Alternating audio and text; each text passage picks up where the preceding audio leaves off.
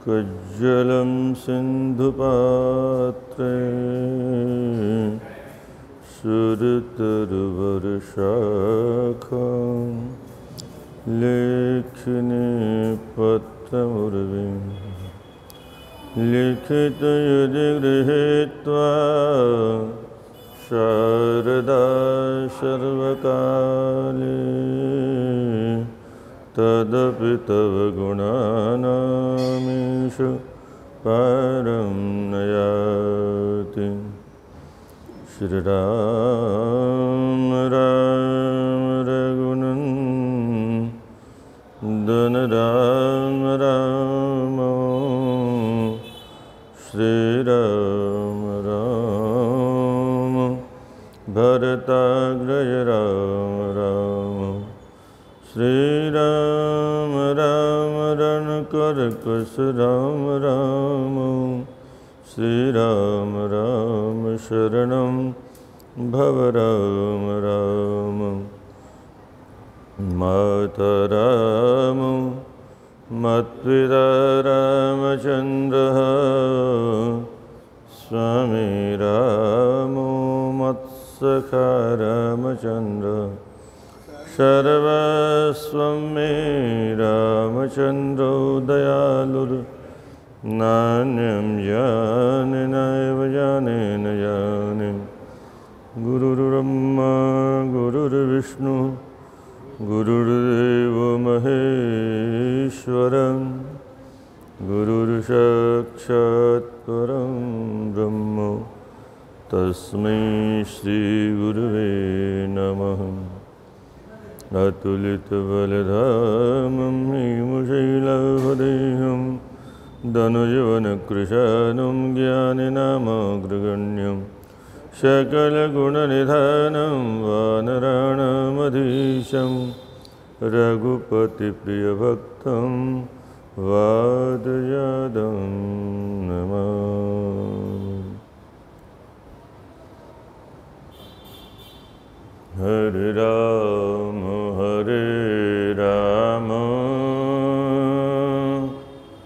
राम राम हरे हरे हरे कृष्ण कृष्ण कृष्ण हरे हरे हरे राम राम राम हरे हरे हरे कृष्ण कृष्ण कृष्ण हरे हरे हरे राम राम राम हरे हरे हरे कृष्ण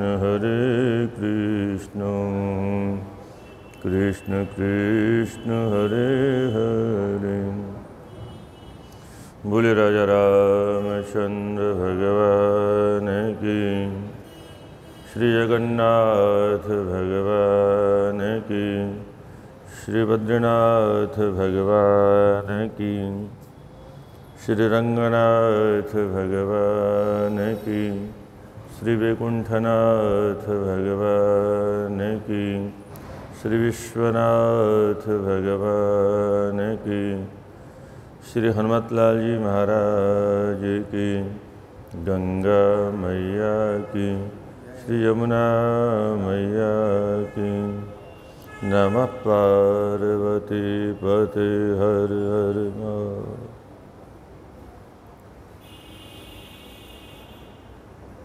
भगवान विश्वेश्वर विश्वनाथ की महती कृपा से परम पावन श्रावण मास में इस मुक्तिदायिनी नगरी में हम आप साक्षात भगवत विग्रह शिव पुराण के माध्यम से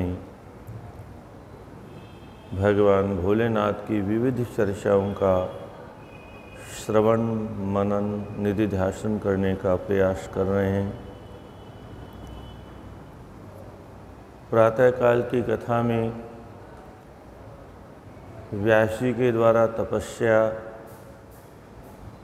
सनकादिकों का दर्शन और सनकादिकों ने अपने पूर्व चरित्र के बारे में संकेत करते हुए बताया कैसे मैं भी तपस्या कर रहा था सुमेरु पर्वत पर, और वहाँ नंदीश्वर की कृपा से, जो भगवान भोलेनाथ के आदेश से आए थे, और उनके आदेश से मैं भगवान के साधक साधन और साध्य तीनों स्वरूपों का ज्ञान प्राप्त करते हुए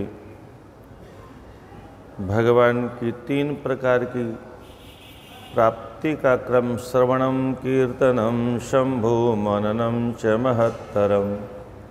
प्रभु प्राप्ति के 3 मार्ग, श्रवण, कीर्तन और मनन। इसकी व्याख्या प्रातःकाल आपने सुनी, और अंतिम में जो षडकुल की ऋषि थे उन्होंने फिर प्रश्न किया, अगर कोई इन तीनों को भी करने में अक्षम हो, असमर्थ हो, तो उसका कल्याण कैसे हो सकता है। तो सूत जी कहते हैं, श्रवणादित्र के शक्तो लिंगम भैरम च शंकरम संस्थापि नित्यम अभ्यर्च्य तरेत संसार सागरम। श्रवण, कीर्तन और मनन, अब इससे सरल साधन कोई नहीं। न पढ़ना है, न लिखना है, कोई परिश्रम नहीं करना, सुनना ही तो है बैठ के। और अगर उसमें भी कोई असमर्थ है, कोई ऐसा भागा है कि वो सुन भी नहीं सकता, पुरुषत्व नहीं है, तो जब सुनेगा नहीं तो कीर्तन कहाँ से करे, किसका कीर्तन करेगा।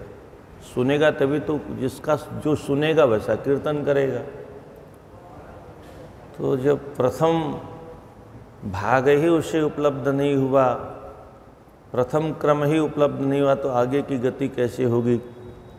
तो ऐसे जीवों के लिए भगवान के 2 रूपों का पूजन करने से कल्याण हो सकता है। भगवान भोलेनाथ के लिंग स्वरूप का पूजन और वेर अर्थात मूर्ति का पूजन, इन दोनों का स्थापना करके नित्य इनकी अर्चना करके और भव सागर से पार हुआ जा सकता है। ये संसार सागर की चर्चा बार बार आती है, हम लोग भी सुनते रहते हैं, हम लोग भव सागर में पड़े हुए हैं। आखिर ये सागर है कैसा। एक दिन चर्चा चली थी, देखने में बहुत सुंदर है सागर, ऐसे ये संसार भी बहुत सुंदर है देखने में। पर जैसे समुद्र का पानी महान खारा है, ऐसी संसार भी जहाँ से चखो वहीं से खारा है। राधे राधे। और जो खारा जल होता है ना, उसकी हवा से ही धीरे धीरे मकान वगैरह सब खाए जाते हैं, धीरे धीरे लोने लग करके मकान सब जर्जर हो जाते हैं। बस यही हमारे आपके इस स्वरूप का जो क्षरण हो रहा है। राधे राधे। धीरे धीरे धीरे धीरे खारे संसार की हवा लगते लगते और बाल्यावस्था से जवानी और फिर बुढ़ापा का ये जर्जर ढांचा है, ये खारे संसार की खारी हवा का पुरस्कार है। प्रत्यक्ष आप देख सकते हैं इसको। अक्सर समुद्र के किनारे जितने भी मकान हैं उनकी बहुत जल्दी दुर्गति हो जाती है, क्योंकि खारी हवा लगती रहती है। अच्छा, समुद्र की एक विशेषता है, अथाह है। ऐसी संसार सागर भी अथाह है, आज तक इसका पार किसी ने नहीं पाया। एक और विशेषता है संसार सागर की, एक किनारा तो हमको दिखाई देता है, दूसरा किनारा आज तक किसी को दिखाई दिया नहीं। जो इधर वाला किनारा हमें दिखाई दे रहा है उसका, उस किनारे का नाम है जन्म, और दूसरा किनारा जिसका नाम है मृत्यु, वो तो शमशान में भी हमें नहीं दिखाई देती। पहले शायद कुछ लोग शमशान वैराग्य कहते थे कि शमशान में वैराग्य होता है, अब नहीं होता। अब तो सुनते हैं कलकत्ते वगैरह में लाश पड़ी रहती है, नाश्ता पानी चकाचक होता रहता है। गजब। किसी जमाने में पूरे गांव में चूल्हा नहीं जलता था,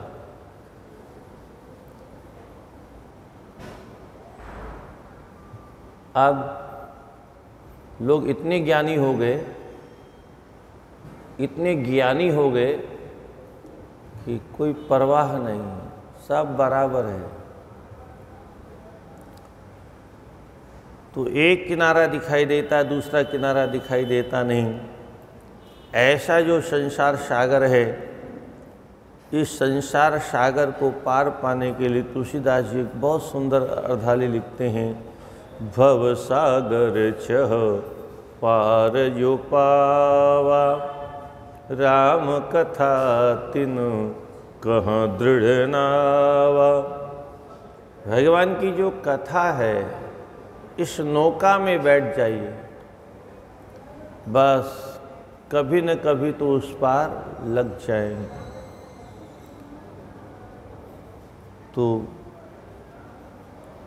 भव सागर से पार हुआ जा। अपि द्रव्यम वह देव यथा बलमवंचयन, अर्पे लिंग वैरार्थम अर्चेदपि संततम।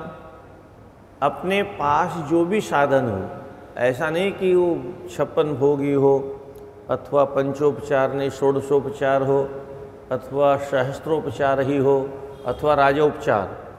भगवान के पूजन की कई विधियाँ हैं। पंचोपचार विधि 5 वस्तु से पूजा होती है, षोडशोपचार से पूजा होती है, सहस्त्र सामग्रियाँ।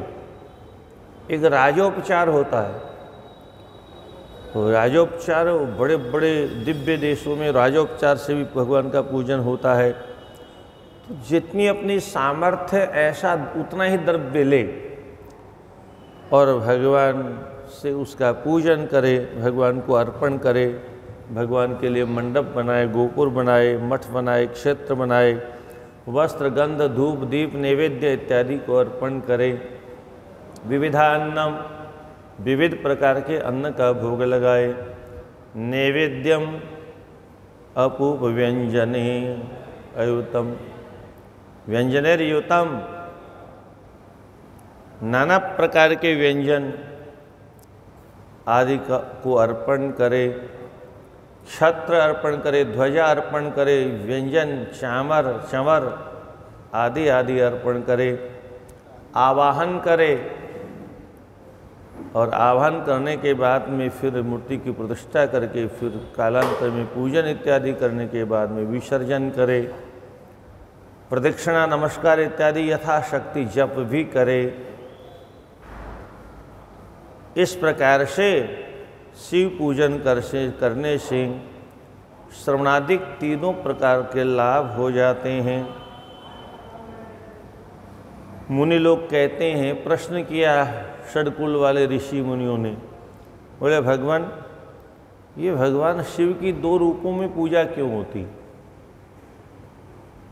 अन्य देवताओं की पूजा तो एक रूप में ही होती है, खाली मूर्ति रूप में पूजा होती है। पर भगवान भोलेनाथ की पूजा लिंग रूप में भी होती है। लिंगम चिन्हम, लिंग का अर्थ होता है भगवान का चिन्ह।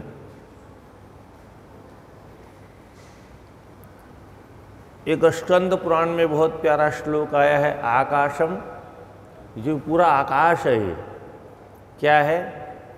यही लिंग है, गोलाकार। संपूर्ण आकाशलिंगमित्याहो पृथ्वी तस्य पीठिका। ये संपूर्ण आकाश ही लिंग स्वरूप है और पृथ्वी ही प्रकृति अर्थात उसके स्थापन करने की पीठिका है। और आलयम सर्वदेवानाम, संपूर्ण देवताओं का जहाँ पर लय होता है, लयनात् लिंगम उच्यते, सारे जगत का जिसमें लय होता है, सभी देवताओं का जिसमें लय, जहाँ से प्रागट्य भी होता है, जहाँ से पालन होता है और वहीं पर लय भी होता है, इसलिए लिंग शब्द का उच्चारण किया जाता है। प्रातःकाल चर्चा आई थी, जैसे पृथ्वी गोल है सेव के आकार की, ऐसे ही शिवलिंग भी संपूर्ण पृथ्वी के आकार का है। संपूर्ण ब्रह्मांड इसमें समाया हुआ है। ये ब्रह्मांड का स्वरूप विद्यमान है, इसी में संपूर्ण ब्रह्मांड निकलता है, इसी में से पालन होता है, इसी में पुनः लय भी हो जाता है। तो ये दो रूप में पूजा क्यों होती है? तो इस प्रकार से जब प्रश्न किया तो अहो मुनीश्वर पुण्यम प्रश्न में तन्महाद्भुतम, ये अद्भुत प्रश्न है आप लोगों का, जो शिवजी ने मुझे बताया था। शिवजी महाराज कहते हैं वही उत्तर मैं आप लोगों को देने जा रहा हूँ। शिवेनोक्तम प्रवक्ष्यामि क्रमात् गुरुमुखात् श्रुतम, मैंने अपने गुरुदेव व्यास जी के मुख से जो सुना, शकल और निष्कल, शकल का अर्थ होता है कला से युक्त, निष्कल का अर्थ होता है जिसमें कोई कला नहीं, निर्गुण निराकार। शकलत्वा तथा वीरम साकारतस्य संगतम, शकलात् निर्गुण ब्रह्म जब सगुण हो जाता है तो उसे सकल ब्रह्म कहते हैं। मूर्ति का रूप लेकर के अंगों के सहित विद्यमान मूर्ति को सकल ब्रह्म कहते हैं। अन्य देवताओं का दो रूप में पूजन क्यों नहीं होता? तो कहते हैं अब्रह्मत्वाद अन्येषां निष्कलत्वं नहि क्वचित्, अन्य देव परब्रह्म परमात्मा नहीं है।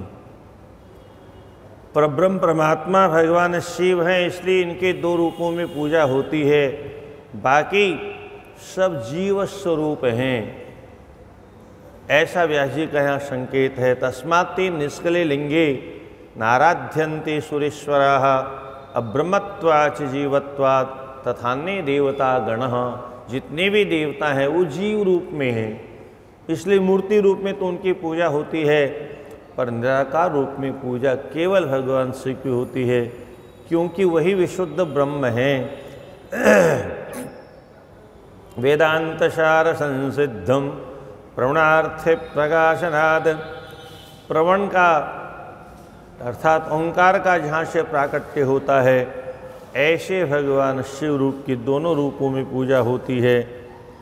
सकलम च तथा वीरम पूजायाम लोकसम्मतम, सकल और निष्कल दोनों रूपों में पूजा होती है। तो सनत कुमार जी ने नंदीश्वर से पूछा, इन दोनों रूपों का प्राकट्य हुआ कैसे? कोई न कोई तो कारण होगा, वो निर्गुण भी हैं, वो सगुण भी हैं, निर्गुण क्यों बने, सगुण क्यों बने, कोई कारण होगा। आप कृपा करके बताइए। श्रोतुमिच्छामि योगेंद्र लिंग विर्भाव लक्षणम, भगवान के इस लिंग का आविर्भाव कैसे हुआ, प्राकट्य कैसे हुआ, मैं इस कथानक को सुनना चाहता हूँ। नंदिकेश्वर उवाच शृण्वस्स भवत्प्रीत्या वक्ष्यामि परमार्थतः, पुरा कल्पे महाकाले प्रपन्ने लोकविश्रुतेः, अयुध्येत महात्मानो ब्रह्म विष्णु परस्परम। 6 का 27 श्लोक है। हे वत्स सुनो, पूर्व कल्प की बात है। एक बार ब्रह्मा जी और विष्णु जी में झगड़ा हो गया। अब ये बड़ी गजब की बात है, बड़े बड़े लोग कभी लड़ पड़ते हैं। आपके मन में शंका होगी, जब ये लोग लड़ते हैं तो हम लोग लड़ें तो क्या आश्चर्य की बात है। ये लड़ते हैं तो उसमें भी एक रहस्य होता है। उसमें उनका निजी कोई स्वार्थ नहीं होता, और हम लड़ते हैं तो अपने व्यर्थ की स्वार्थ के कारण लड़ते हैं। दो भाई लड़ते हैं,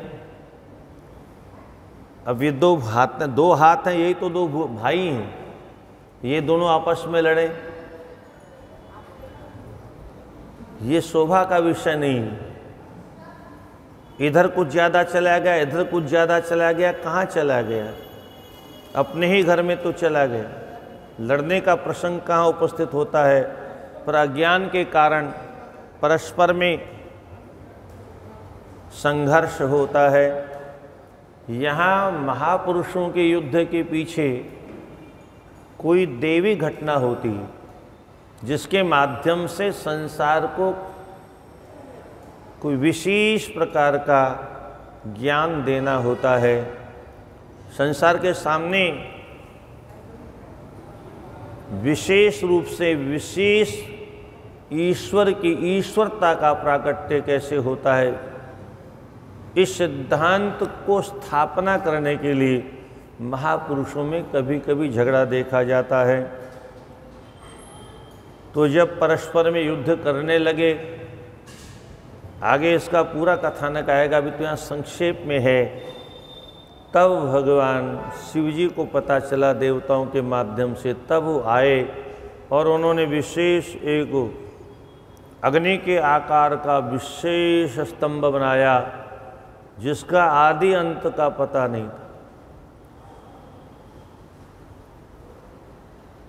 सनत कुमार ने कहा, भगवान ये परस्पर में युद्ध कैसे हुआ और फिर भगवान शिव जी कैसे प्राकट्य, उस कथा को विस्तार से सुनाइए। तो नंदिकेश्वर उवाच पुरा कदाचित् योगेन्द्र विष्णु विषधराशनः शुश्वापपर्या भूत्या श्वानुगैरपि संवृतः। हे सनंदन सनातन और संत कुमारों, पूर्व समय की बात है, एक समय भगवान विष्णु शेष शैया पर शयन कर रहे थे, अपने संपूर्ण वैभव के साथ में, श्वानुगेह अपि अपने सेवकों के साथ में शयन कर रहे थे। और भगवान विष्णु तो लगभग बराबर इसी रूप में रहते हैं, योग निद्रा में आनंद लेते रहते हैं, लक्ष्मी जी को बैठा के रखते हैं, तुम सब देखो, प्रपंच मेरे बस की बात नहीं। और यदृच्छयागतस्तत्र ब्रह्मा ब्रह्मविदाम्बरः अपृच्छत् पुण्डरीकाक्षं शयानं सर्वसुंदरम। अचानक घूमते घामते वहाँ ब्रह्मा जी पहुँच गए। ब्रह्मा जी ने उनसे पूछा, हे कमल नयन, हे सर्व सुंदर स्वरूप वाले, आप मेरे आने के बाद में भी सो रहे हो? अरे कोई अपने से बड़ा आए तो उसका उठ करके सम्मान करना चाहिए। कस्त्वं पुरुष वत्सेसे दृष्ट्वा मामपि दृप्तवत् उत्तिष्ठवत्स मां पश्य तव नाथमिहागतम्।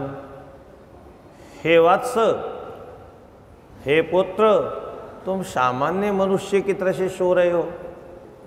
अरे उठो और देखो कौन आया है।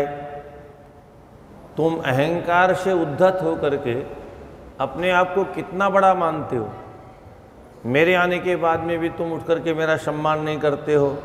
इसलिए उठो और उठ करके अपने स्वामी को आया हुआ देख करके स्वामी का सम्मान करो, सत्कार करो, आदर करो। आगतम गुरु माराध्यम दृष्ट्वा यो द्रप्तवच्चरेद द्रोहिण तस्य मूढ़स्य प्रायश्चित्तम विधीयते। जो महापुरुषों के आने के बाद में उनका सम्मान नहीं करता है और द्रप्तवत होकर के सोता ही रहता है, ऐसा गुरुद्रोही होता है। और ऐसे गुरुजनों से द्रोह करने वाले को अवश्य ही दंड का विधान किया जाता है। इसलिए तुम्हें मैं दंड दूं इससे अच्छा है पहले उठ जाओ और मेरा सम्मान करो। इति श्रुत्वा वचः क्रुद्धो बहिषान्दवदाचरन् स्वस्ति ते स्वागतं वत्स तिष्ठ पीठमितो वशः। भगवान नारायण को क्रोध तो बहुत आया, पर उन्होंने अपने क्रोध को दबाया। यहाँ संकेत किया क्रोध किसी को भी आ सकता है, पर जब क्रोध आए तो उसको दबाओ, रोको उसे, अन्यथा आग से भी भयंकर होता है क्रोध, अग्नि से भी ज़्यादा भयंकर ज्वलनशील होता है। इसलिए क्रोध को रोकिए। शांत आकार बना करके भगवान विष्णु बोले, हे पुत्र तुम्हारा स्वागत हो, तुम आ गए, आओ आओ। ये देखो आसन दिखा रखी है, आसन पर बैठो, विश्राम करो। किमुते व्यग्र वक्र वक्तम विभाति विषमक्षणम। विषमे क्षणम, तुम्हारी आँखों में विषमता चमक रही है, क्रोध स्पष्ट दिखाई दे रहा है। तुम्हारा मुख टेढ़ा टेढ़ा क्यों हो रहा है? व्यग्रता तुम्हें क्यों सता रही है? व्याकुल क्यों हो रहे हो? शांति से बैठो। ब्रह्मा जी बोले, वश्य विष्णु महामानम आगतम काल वेगतः। हे पुत्र, ब्रह्मा जी फिर कहते हैं, उन्होंने उनको पुत्र कहा, उन्होंने उनको पुत्र कहा। अब ब्रह्मा जी फिर कहते हैं, हे पुत्र, ये तुम्हारा दोष नहीं है जो तुम बोल रहे हो। समय बड़ा बलवान है, समय न जाने क्या करवा दे, इसलिए काल वेगतः, समय के वेग के कारण तुमको आज महान अभिमान आ गया है, और उस महान अभिमान के कारण तुम मेरा अपमान कर रहे हो। अरे तुम मुझे जानते नहीं हो, मैं पिता मैं कहलाता हूँ, सबका पिता मैं, सबका पूर्वज, जगतः पितामह, सारे संसार का पिता मैं हूँ। और पाता पातीति, मैं सबका पालन करने वाला भी हूँ और तुम्हारा भी पालन करने वाला हूँ पुत्रो, इसलिए मेरा सम्मान करो। भगवान विष्णु कहते हैं, मत्स्थम जगदिदं वत्स मनुष्य त्वं हि चोरवद। अरे पुत्र, ये सारा जगत तो मेरे में स्थित है और तुम इसे अपना मान रहे हो, जैसे कोई चोर दूसरे की वस्तु को अपना माने। वस्तु दूसरे की और कब्जे में करने के बाद में कहता है ये तो मेरी है, तुम्हारी कैसे हुई? तो ये चोर जैसी आकृति तुम्हारी प्रवृत्ति क्यों हो गई है?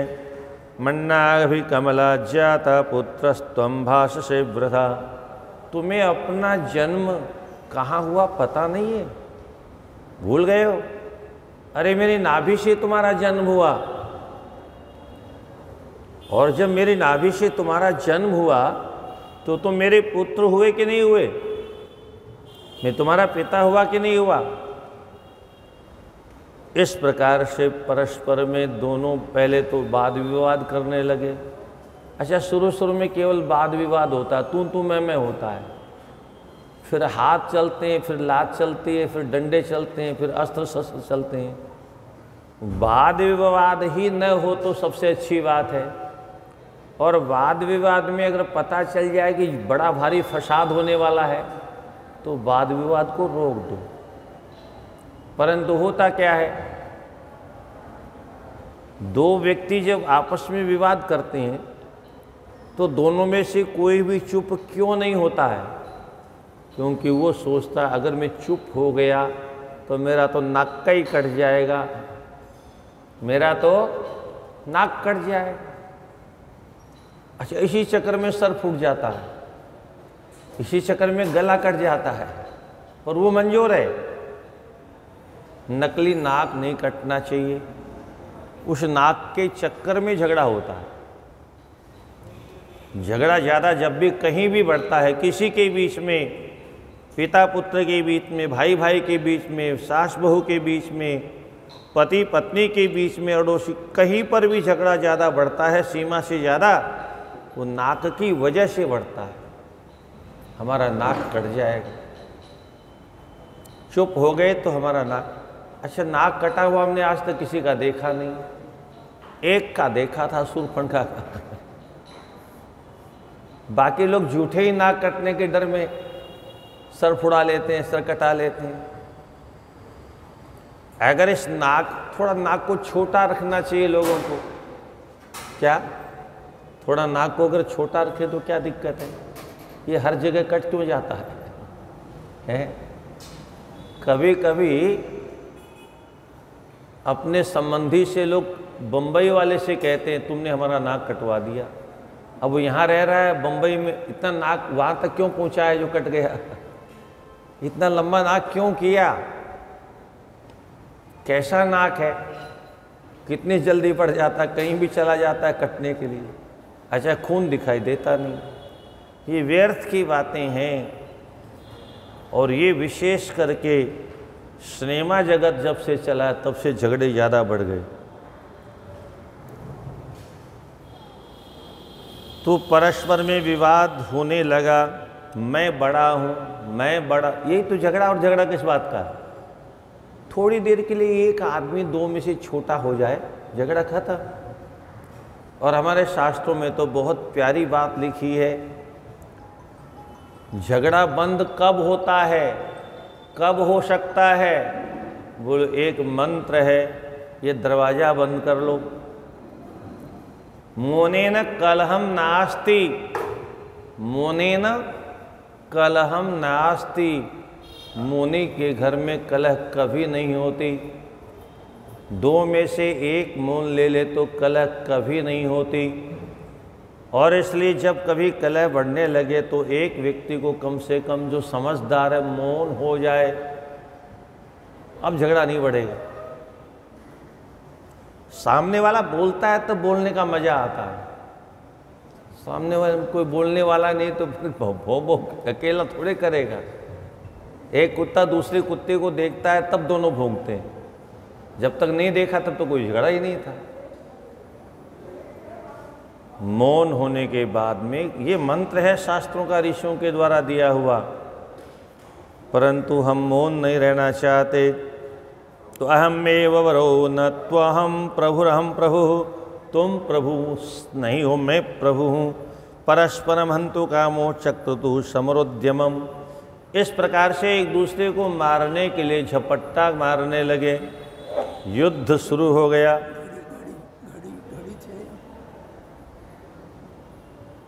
सुबह घड़ी नहीं थी यहाँ।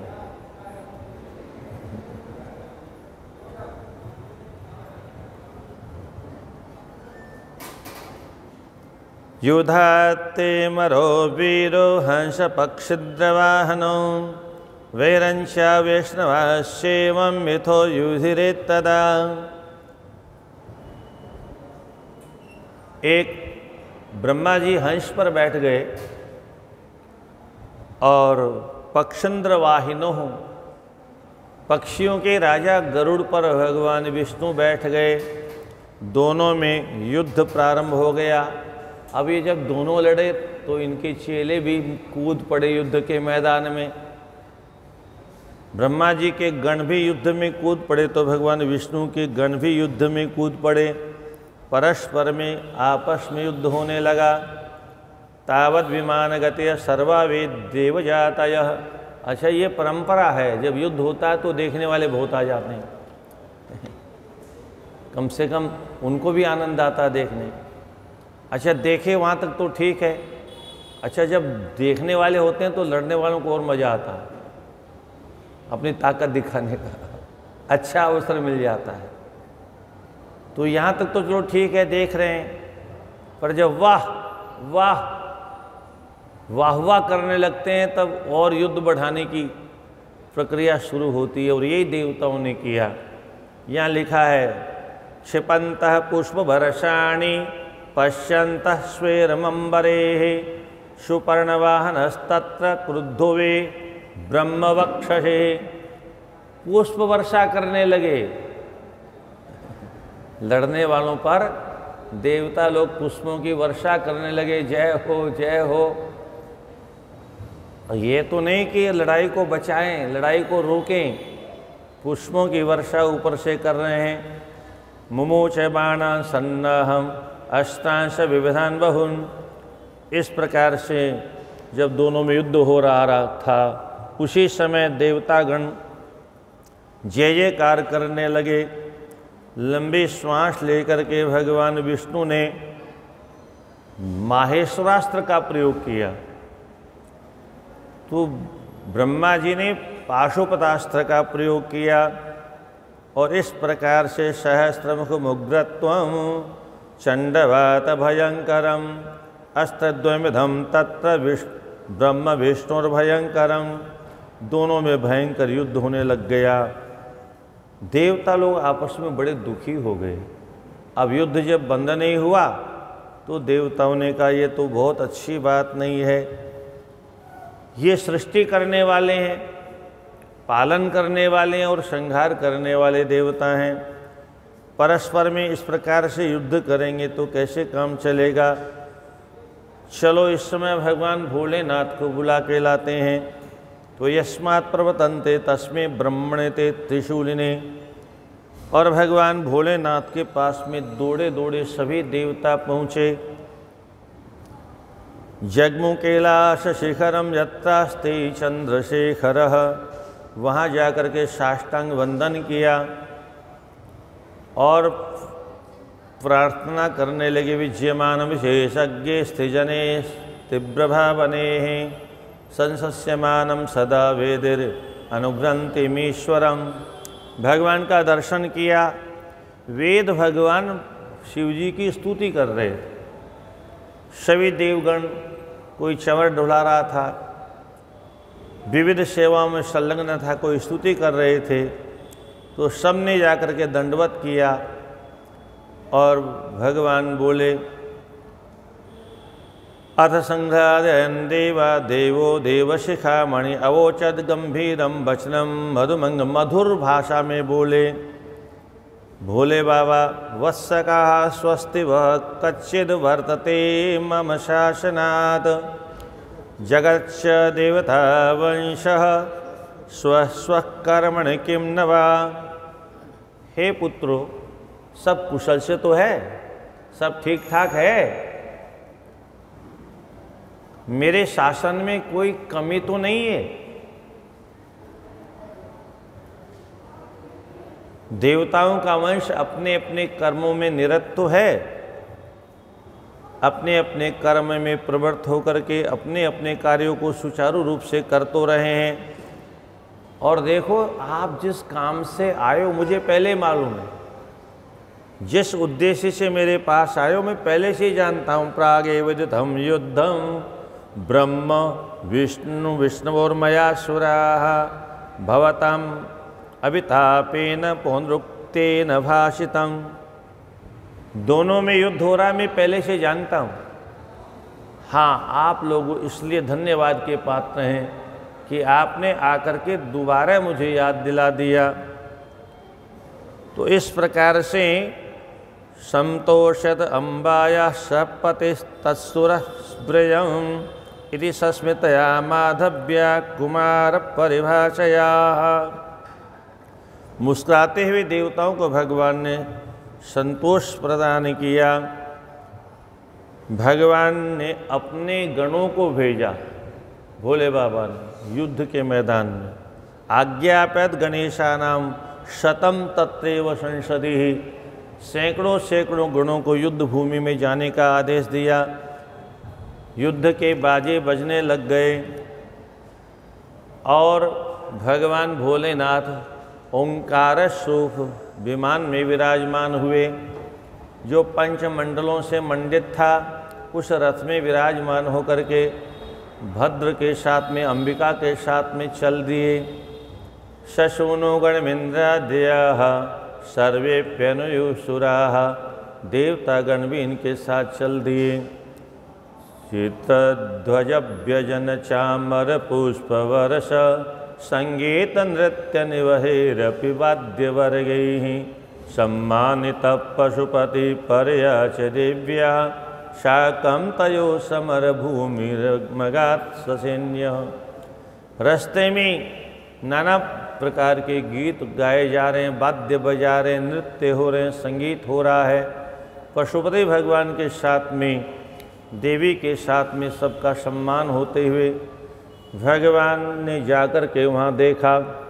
परस्पर में माहेश्वर अस्त्र लेकर के भगवान विष्णु प्रहार कर रहे थे, पाशुपत अस्त्र से ब्रह्मा जी प्रहार कर रहे थे, और इस प्रकार से संपूर्ण त्रिलोक जलने की स्थिति में उपस्थित हो गया।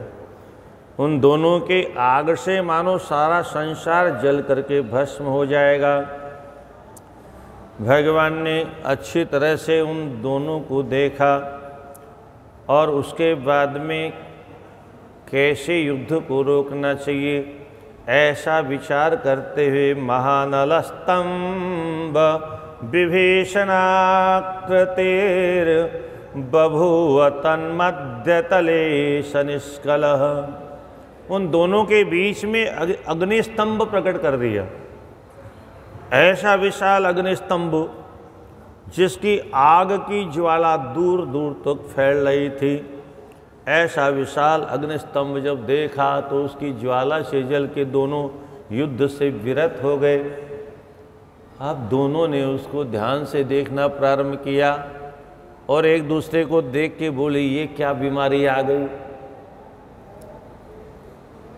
अरे हम तो अभी मैं बड़ा तुम बड़ा, मैं बड़ा तुम बड़ा, इसी के चक्कर में पड़े रहे, तीसरा क्या आ गया ये क्या है? तो बोले चलो युद्ध बंद करो, पहले इसका पता करते हैं ये क्या है, इसका पता लगाते हैं क्या वस्तु है ये। अद्भुत है, अग्नि का विशाल स्तंभ। भगवान विष्णु बोले मैं ऊपर जाता हूँ, आप नीचे जाओ। ब्रह्मा जी बोले वाह, मैं नीचे जाऊँ, मैं छोटा हो जाऊँ? नीचे छोटे लोग रहते हैं, बड़े लोग ऊपर जाते हैं, तुम अपने आप को बड़ा मानते हो? नहीं, मैं नीचे जाने वाला नहीं हूँ। भगवान नारायण बड़े सीधे हैं, बड़े सरल हैं, बड़े शांत स्वभाव के हैं, इसलिए उनकी स्तुति भी शांताकारम भुजग शयनम की जाती है। शांताकारम कहाँ पर सो रहे हैं? भुजग शयनम, तब भी शांताकारम। क्या बात, यही तो विशेषता है, यही तो ईश्वरत्व है। शेष नाग की सैया पर सो रहे हैं और तब भी शांताकारम। जहरीले नाग की 1000 फणों वाला नाग और 1000 फणों से वो जहर उगलते रहते हैं और उसके बाद में भी शांताकारम। हम सारे संसार के लोगों को क्या अद्भुत शिक्षा दी। हमारा आसपास का परिवेश कैसा भी हो, पर हमें शांत रहना चाहिए।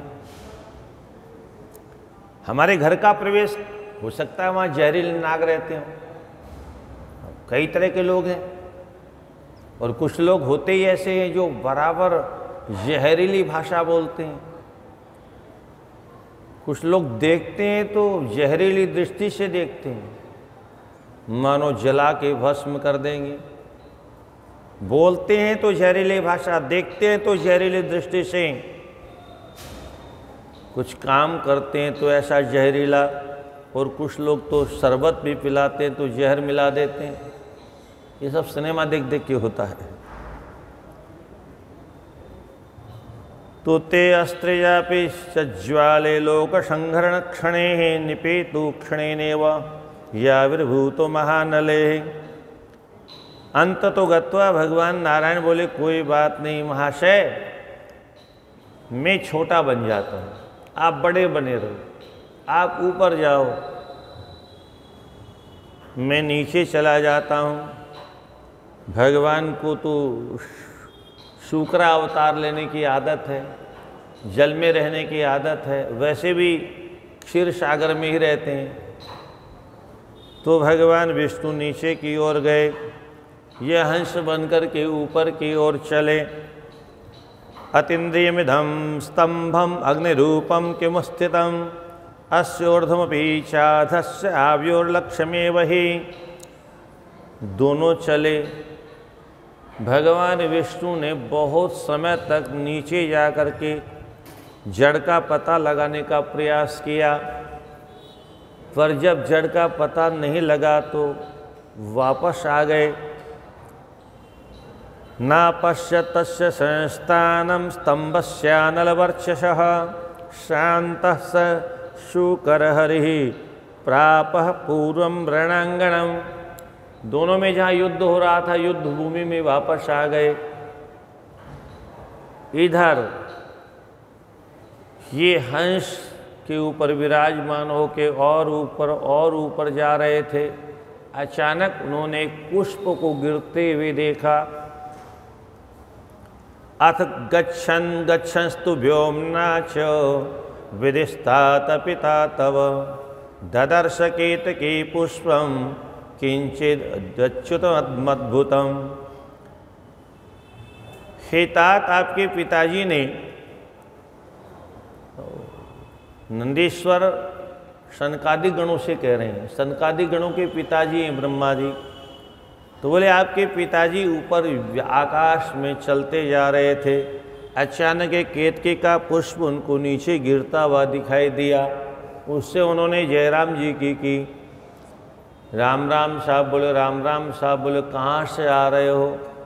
बोले वो बहुत बहुत बहुत बहुत ऊपर से आ रहा हूँ। ये जो अग्निपुंज दिखाई दे रहा है इसी के बहुत ऊपर से आ रहा हूँ। बोले कब से आ रहे हो? बोले कोई गिनती नहीं है। बोले इसका कहीं पता चला? बोले कोई पता नहीं, अंत नहीं है इसका। अतिसौरभ्यम अम्लानम बहुवर्षच्युतम तथा। बहुत वर्षों से मैं इसी प्रकार से गिर रहा हूँ, कब नीचे पहुँचूँगा पता नहीं। परिहासम तु कृतवान कंपना चलितम शिरः तस्मात् तावनुगृह्णातु च्युतम केतकमुत्तमम्। ब्रह्मा जी ने कहा पता नहीं है तो मैं तो पता करके आऊँगा।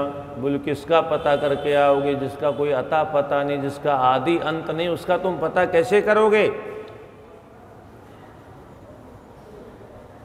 ब्रह्मा जी ने कहा ऐसा है? बोले बिल्कुल ही ऐसा है।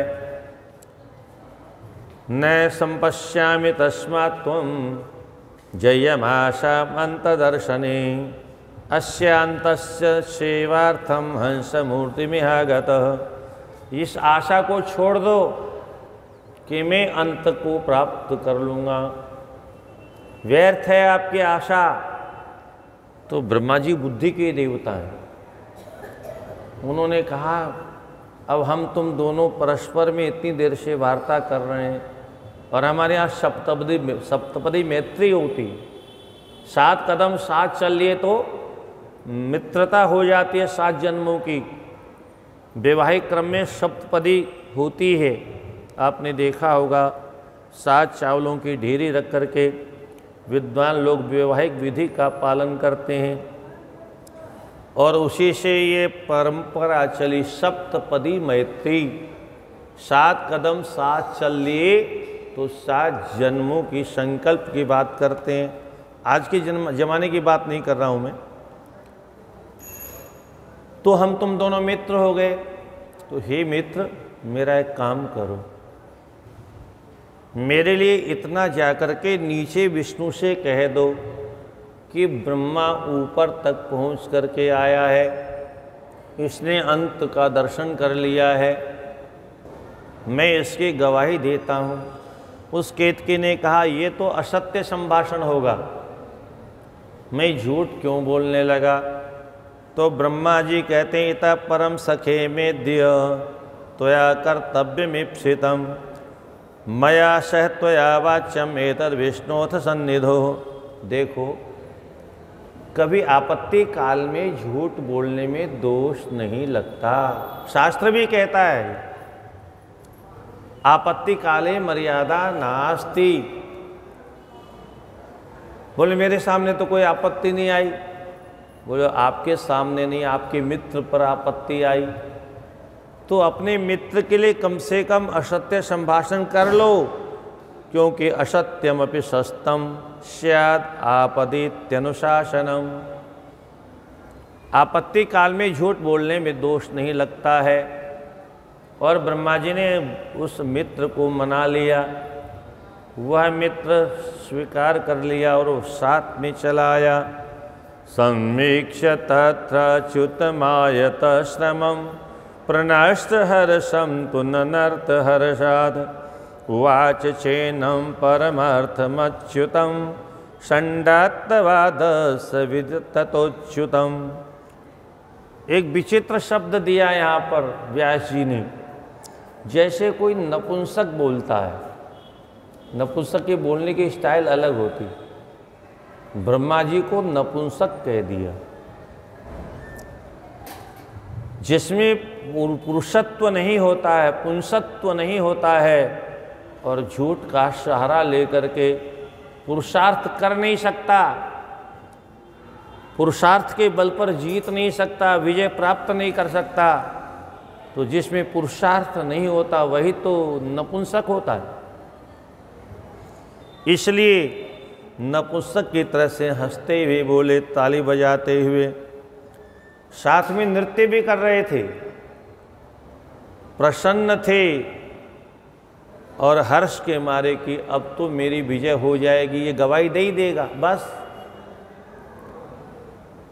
विधि के सामने बोले, स्तंभाग्रमेत समुदीक्षितं हरे तत्रैव साक्षी ननुकेतकं त्विदम्।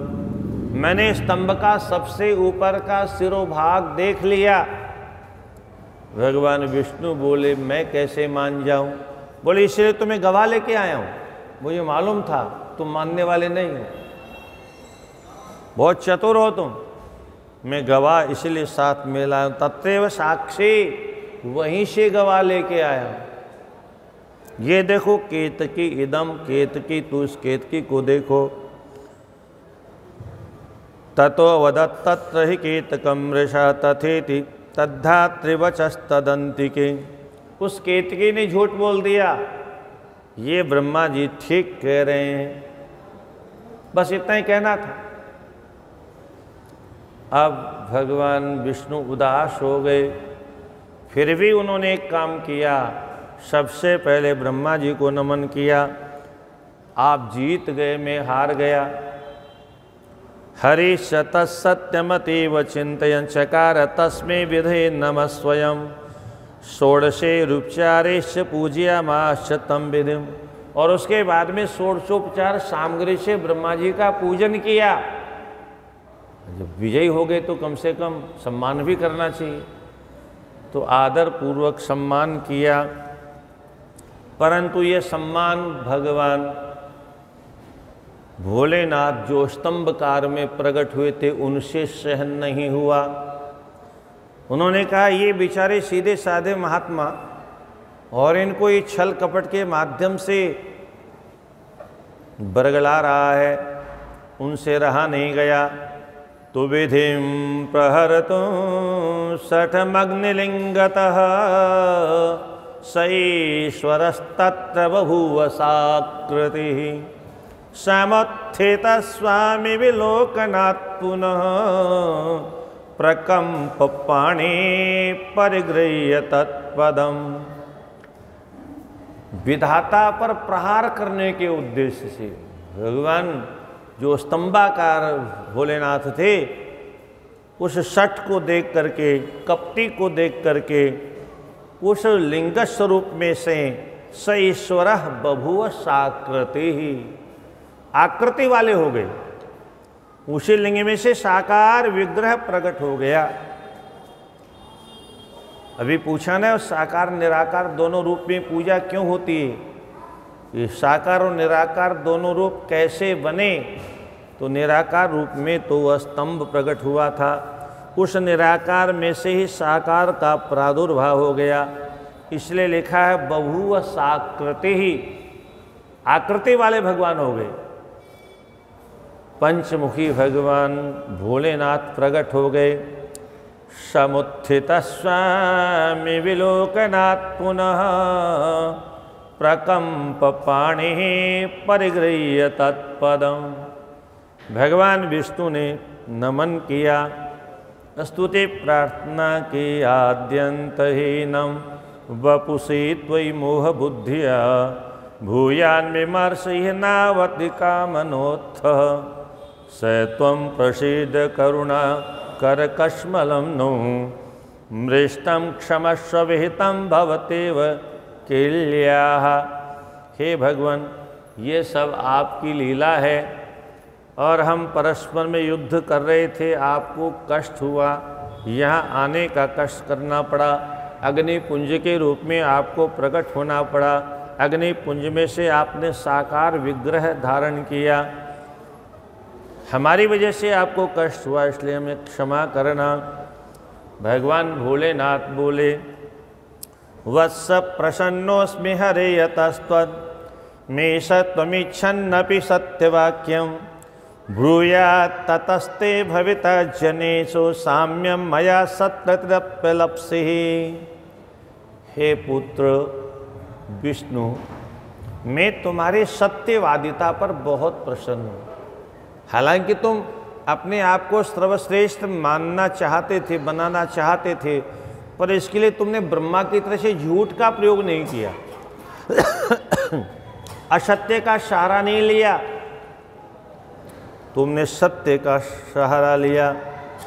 इसलिए तुम मेरे क्षमता को प्राप्त करो, मेरी सामान तुम्हें हर प्रकार की शक्ति प्राप्त हो जाए और संसार में तुम्हारा सब जगह सत्कार होगा, सब जगह आदर होगा, सब जगह तुम्हारी पूजा होगी।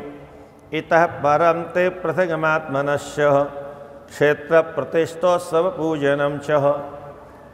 आपकी सर्वत्र पूजा होगी, सर्वत्र आपके मंदिर बनेंगे, सर्वत्र आपका उत्सव मनाया जाएगा।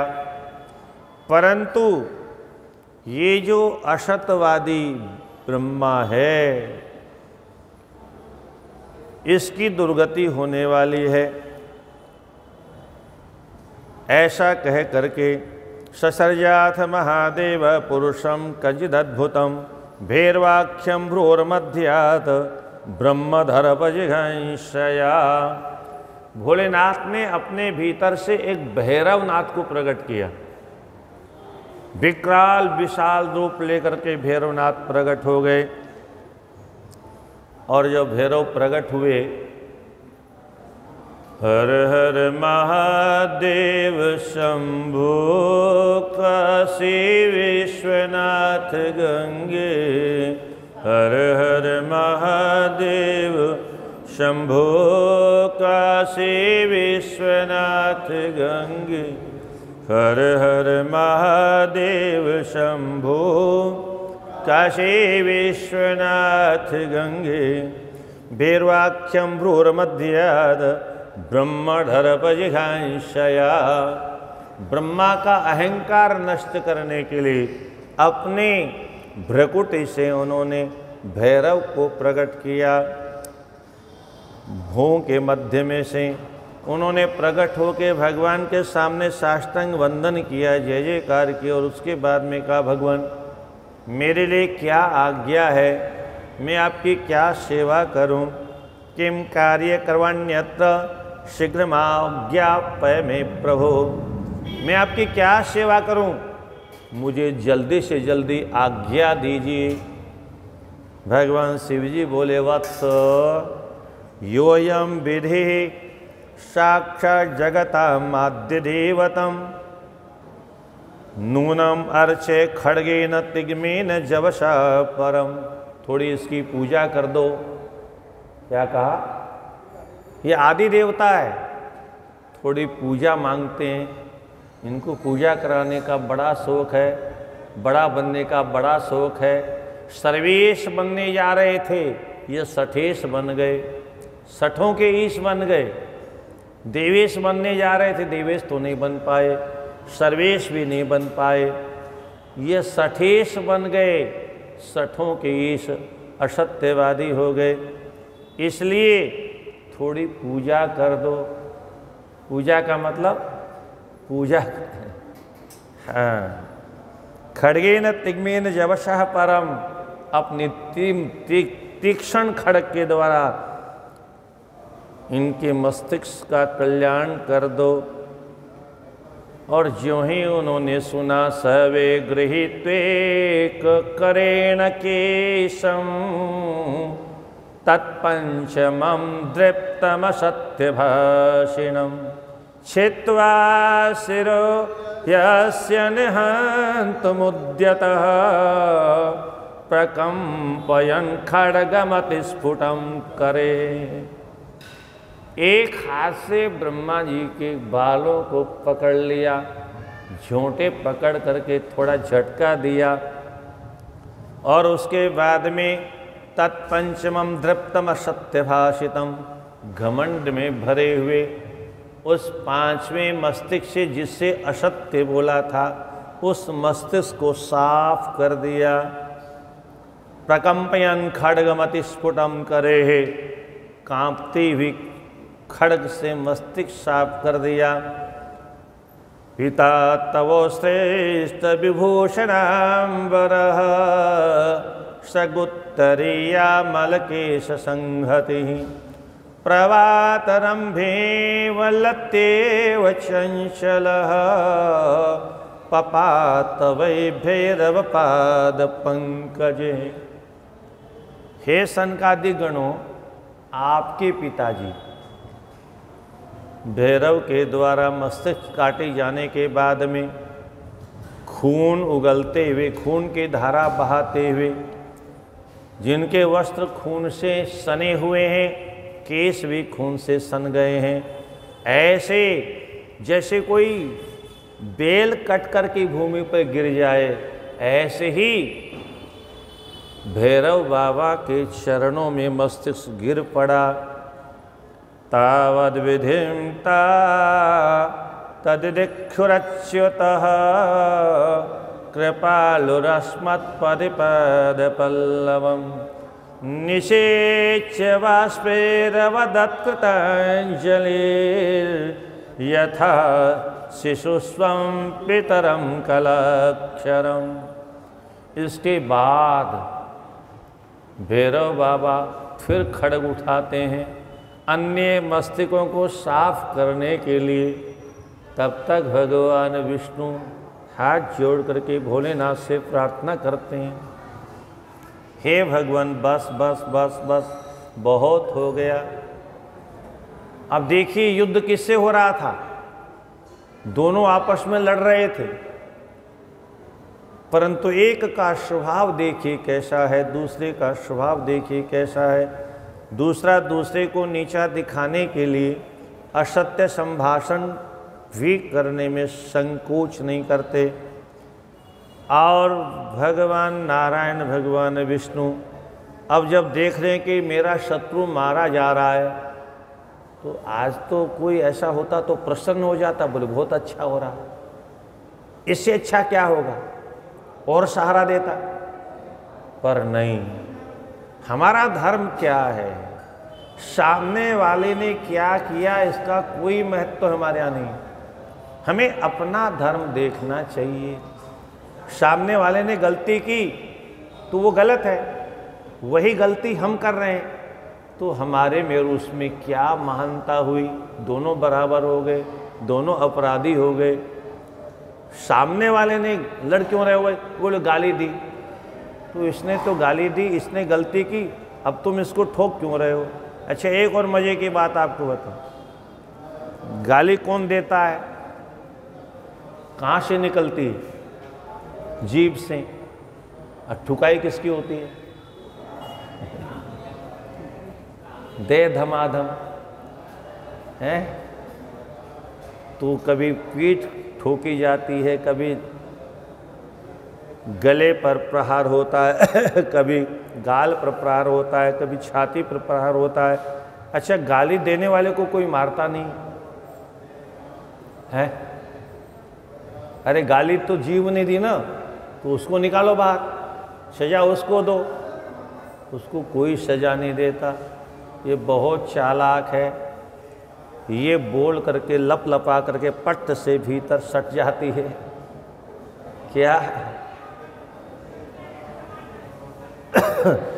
जैसे सर्पणी बाहर निकल के किसी को काट के फिर बिल में घुस जाए, ऐसी इतनी भयंकर सर्पणी है, चाहे जिसको काट लेती है पट से भीतर घुस जाती है, अब धमाधम अलग। इसको कोई नहीं कहता कि जीव ने गाली दी इसलिए जीव को मारो। चूंकि शरीर के अंदर रहती है इसलिए शरीर को कष्ट भोगना पड़ता है, इसके कुसंग के कारण, इसके साथ में रहने के कारण पूरे शरीर को चोट सहन करनी पड़ती है। इसलिए दुष्टों का संग नहीं करना चाहिए अथवा दुष्टों को अपने साथ नहीं रखना चाहिए। तो भगवान नारायण प्रार्थना करते हैं, कृपया कृपालु रश्मत पतिपाद पल्लवम, निशिचक बाष्पे अपने आँखों से आंसू बहाते हुए भगवान भोलेनाथ की चरणों को धोते हुए, यथा शिशुस्वम पितरम कलाक्षरम। हे प्रभु, बालक अगर कोई गलती कर दे तो माता पिता उसको मारते थोड़े, ऊपर से हंसते हैं, अरे बालक तो बालक है, राजा ही क्यों ना हो कोई, उसकी भी मूछ नोच देगा, उसकी भी दाढ़ी नोच देगा। और आजकल के बालक तो पहले जैसे नहीं रहे, पहले तो फिर भी हम लोग बड़ों के सामने डरते थे, जीवन भर डरते थे। माता पिता के सामने कभी आंख उठा के बात करने की पहले किसी की हिम्मत नहीं होती। और सिनेमा ने वो डर और भय और शर्म निकाल के बंगाल की खाड़ी में फेंक दी। अब कोई बालक किसी से डरता नहीं, अब तो ढिसम ढिसम ढिसम ढिसम ढिसम ढिसम। पिताजी को भी मारता, दादाजी को भी मारता, दादी जी को भी नहीं छोड़, कोई किसी डरता ही नहीं। सारे बालकों का भय किसने समाप्त कर दिया? ये टीवी में जो ढिसम ढिसम चलता है। घर में हमारे बहू बेटियों की शर्म कहाँ चली गई? टीवी वालों ने शर्म को उठा के बंगाल की खाड़ी में डुबा के मार डाला। कुछ भी नहीं बचा हमारे घरों में। तो बालक अगर कोई अपराध भी कर दे तो बड़े लोग हंस करके टाल देते हैं, बालक है, ना समझ हैं। ऐसे ही हम तो आपके बालक हैं, बालकों से गलती हो जाती है। आप तो कृपालु हैं, आप तो दयालु हैं, आप तो दीन बंधु हैं, आप तो पतित पावन हैं। बालकों पर कृपा करिए, क्षमा करना आपका धर्म है। तस्मात् क्षमस्वाद्यम अनुग्रहार्हम कुरु प्रसादम विधेयमुस्से मुस्मे। इसलिए आप क्षमा करें और आप अनुग्रह करने के योग्य है। आपका यही धर्म है और आपको कृपा करना आपकी शोभा है। इसलिए इस विधाता के ऊपर आप अपना कृपा प्रसाद प्रदान करें। इत्यर्थितो च्युतेनेश संतुष्ट सुरगणांगणे निवर्त्यामास्तदा भैरवं ब्रह्मदंडतः। जो भैरव ब्रह्मदंड, ब्रह्म को, ब्रह्मा जी को दंड देने जा रहे थे, उनको रोक दिया। बोले बच्चे बस करो, बहुत हो गया। नातस्ते सत्कृतिर्लोके भूया स्थानो स्वाधिकम। और उसके बाद में ब्रह्मा जी से बोले, अथाह देव कितवम विधिम विगत कंधरम ब्रह्मस्त्वम अर्हणाकांक्षे छठे सत्वम समास्थितः। तुम बहुत बड़े अपने आप को बनना चाहते थे, वो तो नहीं बन पाए, सठेश बन गए। त्वम सठेशः, सठ माने दुष्टों के ईश माने स्वामी बन गए। तुलसीदास जी सठ के बारे में संकेत करते हैं, सठ सुध रही सत संगति पाई। सठ सुधर जाते हैं, कब? बोलो सत्संगति पा करके, संतों का संग पा करके सठ सुधर जाते हैं। कैसे? उदाहरण दिया बहुत प्यारा, पारस परस कुधात सुहाई। पारस का स्पर्श अगर लोहे पर हो जाए तो लोहा सोना बन जाता है। अच्छा, ये उदाहरण तो दिया यहाँ पर, अब समय समय पर काम चलाने के लिए ठीक है, पर साधु में और पारस में बहुत अंतर है। संत और पारस में कितना अंतर है? वह लोहा कंचन करे वे करे आप समान। वो लोहे को पारस नहीं बनाता, सोना तो बना दिया, पर इतनी सामर्थ्य उसकी नहीं कि अपने जैसा बना दे ताकि वो भी दूसरे को छुए तो सोना हो जाए। पर साधु की विशेषता अद्भुत है। वह जब किसी का संग करता है तो उस साधु की संगति से कैसा भी कोई दुष्ट से दुष्ट व्यक्ति क्यों न हो, वह साधु उसे पारस जैसा नहीं बनाता, अपने जैसा बना लेता है। और फिर वह साधु जब बन जाता है तो वह भी अपनी संगति से किसी और को साधु बना देता है। भगवान की भक्ति का रस जिसके अंतःकरण रूपी घड़े में भरा होता है तो कभी न कभी वो छलकता है। जब छलकेगा तो कहीं न कहीं गिरेगा।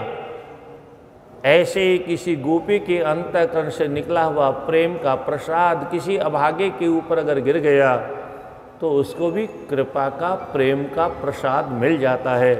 और वह भी तन्मय होकर के, तल्लीन होकर के, तद्रूप होकर के ब्रज भूमि की रज को अपने माथे पर लगाता हुआ श्री राधे श्री गोविंद गाता हुआ भगवान की चरणों की शरण में पहुंच जाता है। प्रेमामृत जिसके अंतःकरण में भरा होता है। संत महापुरुषों की कथा सुनने के लिए लोग अब तो धीरे धीरे वो पुराने लोग कम होते जा रहे हैं। नई मंडली को हमने इधर लाने का प्रयास ही नहीं किया। अभी तो कुछ वर्षों का मेहमान और है सत्संग। राधे राधे। क्योंकि टीवी वाले और मोबाइल वाले तो कथा सुनने आएंगे नहीं, और जिनको कपड़े पहनने की भी तमीज नहीं वो कथा सुनेंगे हैं।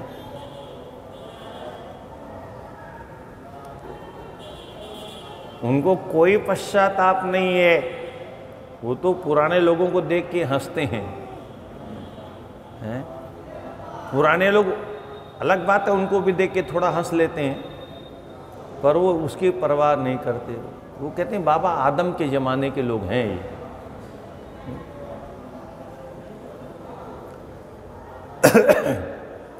पहले सत्संग में बहुत भीड़ होती थी, अब कहाँ होती है? क्योंकि जो पुराने धीरे धीरे कुछ ऊपर चले गए, कुछ बिस्तर पर चले गए, कुछ हैं तो उनके पास आने की सामर्थ्य नहीं। यहीं बहुत से लोग ऊपर बैठे हुए हैं और नीचे बेचारे आ ही नहीं सकते, मजबूरी है उनकी। काशीवास चल रहा है, बाकी नीचे चाह करके भी नहीं आ सकते। तो धीरे धीरे धीरे धीरे इन ग्रंथों का क्या होगा? कथा का स्तर भी इतना नीचे गिर गया है कि लोग कथा समझते ही नहीं। वो नाचना गाना उतना ही समझते हैं, उससे ज़्यादा नहीं समझते। उससे ज़्यादा कोई बात होती है तो ऊपर ऊपर निकल जाती है, वो भीतर घुसती नहीं है। भगवान भोलेनाथ ने ब्रह्मा जी को शाप दे दिया, जाओ आज से तुम्हारी कहीं पूजा नहीं होगी, तुम्हारा कहीं सम्मान नहीं होगा, सत्कृति लोके, संसार में तुम्हारा सम्मान नहीं होगा, तुम्हारा कोई स्थान मानी मंदिर नहीं होगा और कहीं तुम्हारा उत्सवादिकम नहीं मनाया जाएगा। भारतवर्ष में मात्र एक मंदिर है आपके राजस्थान, एकमात्र में। वैसे हमारे यहाँ ये तो आजकल मंदिरों की बीमारी लग गई, पहले मंदिर बहुत कम होते थे, केवल तीर्थ स्थानों में 1-2 मंदिर होते थे बस। जगन्नाथ जी जाओ दर्शन करना हो, बद्रीनाथ जी जाओ दर्शन करना हो, केदारनाथ जाओ। और दर्शन करना भी सरल नहीं था, बहुत बड़ी तपस्या थी। बद्रीनाथ जी जाने वाले तो कहते थे जो जाए बद्री लौट के ना आए अद्री। कुछ लोग तो अपना श्राद्ध करके जाते थे। आजकल तो ये बहुत बड़ी आश्चर्य की बात है, कुछ लोग तो हमने देखा है अपना श्राद्ध करके तब घर से निकलते थे, पता नहीं लौटेंगे कि नहीं लौटेंगे। अपने हाथों से अपना श्राद्ध करते हुए हमने देखा, फिर जाते थे आराम से। यानी वृद्धावस्था में जब श्रद्धा जागे तब जाके तीर्थ यात्रा लोग करते थे। ये मटर गश्ती करने वाली परंपरा नहीं थी, श्रद्धालु लोग जाते थे, भीड़ बढ़ाने के लिए नहीं। अब भगवान ने पैसा भी बढ़ा दिया है तो फिर अब क्या करें, कहीं न कहीं तो उसको खपाना है। खैर, और तीर्थ यात्रा का वास्तविक आनंद पैदल का ही है, और विशेष करके हिमालय की यात्रा, चारों धाम की यात्रा का जो आनंद पैदल का है, हवाई जहाज में कहाँ आनंद रखा, गए और फिर से आ गए।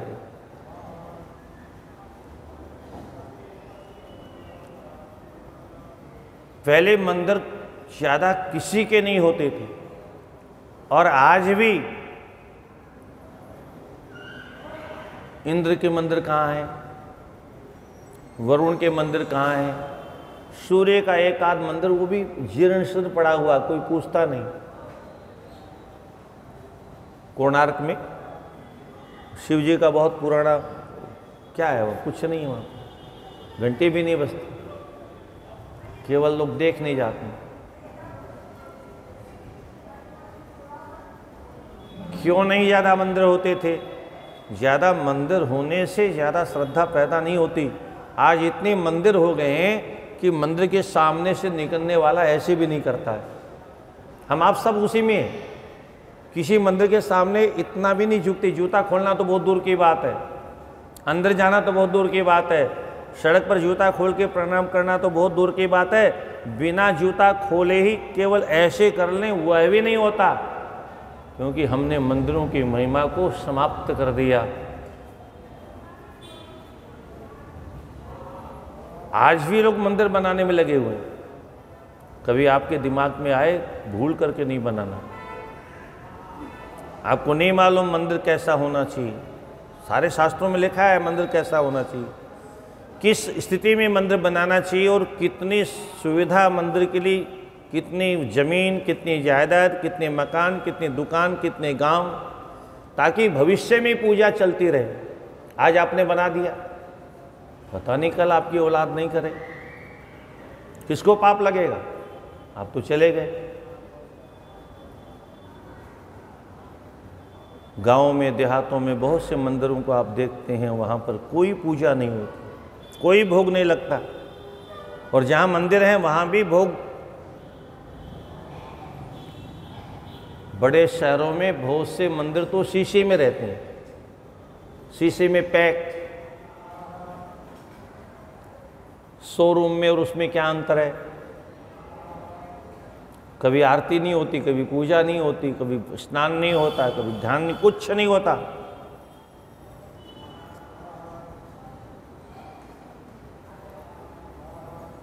देवताओं की मूर्तियां कहाँ है? देवता तो बहुत हैं। अच्छा, देवताओं की पूजा भी होती है हमारे यहाँ, पर मंदिर नहीं होते। ऋषि महर्षियों के मंदिर तो कहीं है ही नहीं।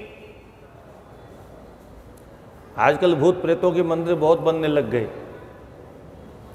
साईं बाबा जैसे लोगों के मंदिर, अरे हमारे यहाँ तो बड़े बड़े ऋषि हुए। आपने कहीं वशिष्ठ जी का मंदिर देखा?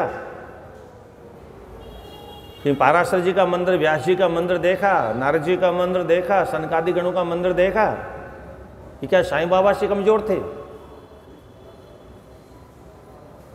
मूर्खों की भी बटालियन होती है। नारद जी भगवान के अंशावतार थे, सनकादिक भगवान के अंशावतार थे, उनके मंदिर नहीं। चाहे जिसके मंदिर बना दो, चाहे जिसको लाके मंदिर में बैठा दो।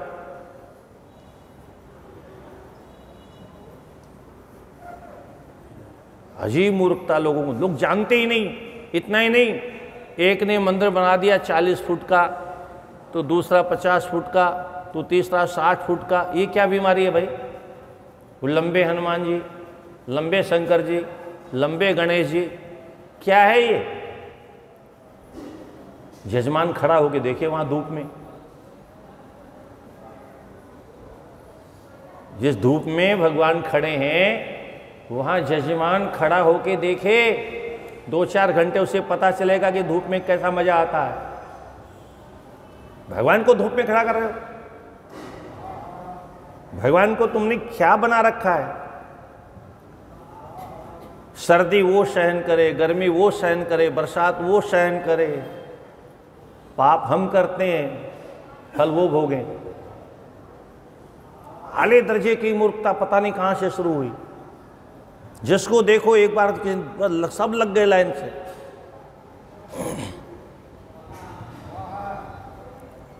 ये अपराध है।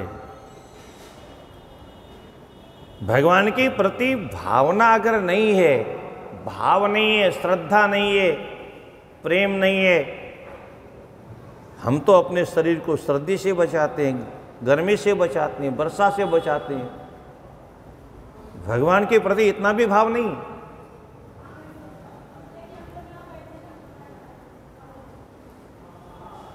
देवताओं का पूजन हम करते हैं कब?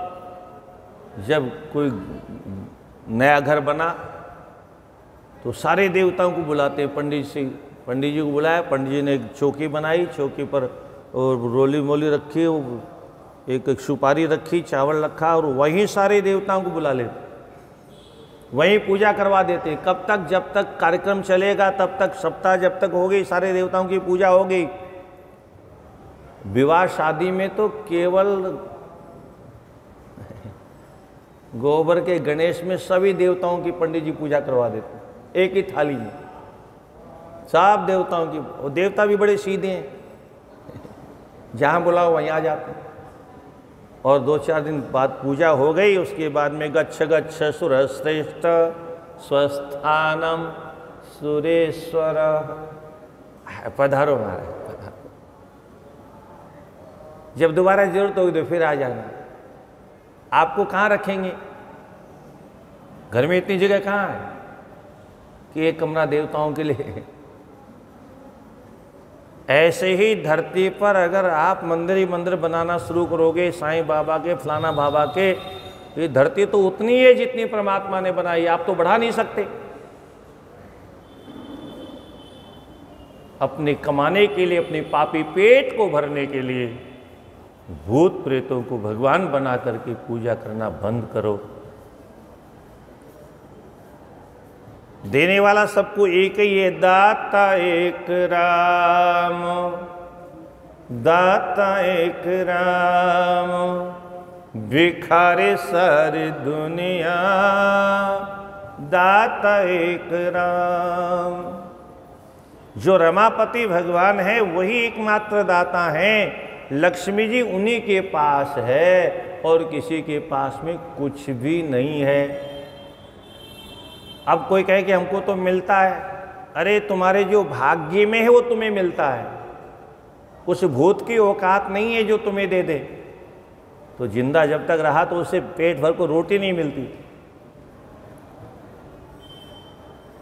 छुआरे जैसा मुंह है,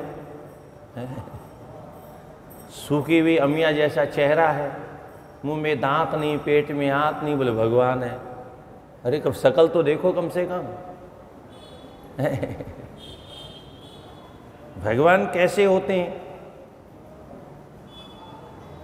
ऐश्वर्यस्य समग्रस्य धर्मस्य यशस्श्रियः ज्ञान वैराग्योऽस्यैव षण्णां भगितिर्नाः उत्पत्तिं प्रलयं चैव भूतानाम् अगतिं गतिं वेत्ति विद्याम अविद्याम च स भगवान इति कथ्यते। भगवान के लक्षण है। भगवान का हमारा जैसा शरीर नहीं होता, पंचभूतों का बना हुआ। जगत में जो भी है पंचभूतों से निर्मित है। क्षिति जल पावक गगन समीरा, पंच रचित अति अधम शरीरा। मनुष्य का शरीर सबसे अधम है। वो अधम मनुष्य भगवान कैसे हो सकता है? जो हार्ड मास का पुतला है वो भगवान कैसे हो सकता है? आप कहोगे कि भगवान रामकृष्ण भी तो ऐसे ही मनुष्य थे। ये हमारा अज्ञान है। हम शास्त्रों को नहीं पढ़ते इसलिए हमको लगता है कि वो मनुष्य थे। वो माया से अपने स्वरूप को बना के ऐसा रखते थे। भगवान रामकृष्ण का कहीं जन्म नहीं हुआ, किसी शास्त्र में नहीं लिखा हुआ। संस्कृत के साहित्य की बात करता हूं मैं, हिंदी की पुस्तकों की बात नहीं करता। वो तो कोई भी लिख लेगा। संस्कृत के किसी भी ग्रंथ में कोई हमें बताए कि भगवान कहाँ पैदा हुए, कब किसके पेट में गए। जन्म जीव का होता है, जन्म ईश्वर का नहीं होता। माँ के गर्भ में जीव जाता है अपने प्रारब्ध के किए हुए कर्मों के फल को भोगने के लिए। ईश्वर किसी कर्म के अधीन नहीं होता। माता पिता के रज और वीर्य से जीव का जन्म होता है, ईश्वर का जन्म नहीं होता। आप कहोगे फिर माँ का पेट जो बढ़ा था वो क्या? वो माया का नाटक। आप कहोगे माया का नाटक कैसे संभव है? अरे आजकल तो आप 3 घंटे में सब कुछ देख लेते हो। विवाह भी हो गया, पेट भी आ गया, संतान भी हो गई, बड़ी भी हो गई, उसका भी विवाह हो गया, उसकी भी औलादे हो गई। 3 घंटे के सिनेमा में सब तो हो जाता। जब आज फोटोओं से 3 घंटे में सब हो जाता है, तो वो सर्वस्व अनंत अनंत अनंत अनंत ब्रह्मांडों का नियामक, अनंत अनंत ब्रह्मांडों की उत्पत्ति करने वाला, पालन करने वाला, संहार करने वाला, अगर माया के द्वारा अपनी माँ का पेट फुला दे और दुनिया को दिखा दे कि कुछ होने वाला है, वो हवा का केवल भंडार, कुछ नहीं होता उसमें। इसलिए तुलसीदास जी भी संकेत करते हैं, भय प्रगट कृपाला दीन दयाला कौशल्या हितकारी। आगे क्या लिखते हैं? निज आयुध भुज चारी। ये समझने का विषय है। शंख चक्र गदा पद्म लेकर के भगवान प्रकट हुए, मनुष्य प्रकट नहीं हुए। 2 हाथों वाले नहीं थे। निज आयुध भुज, अपने चारों भुजाओं में चारों आयुध लेके प्रकट हुए।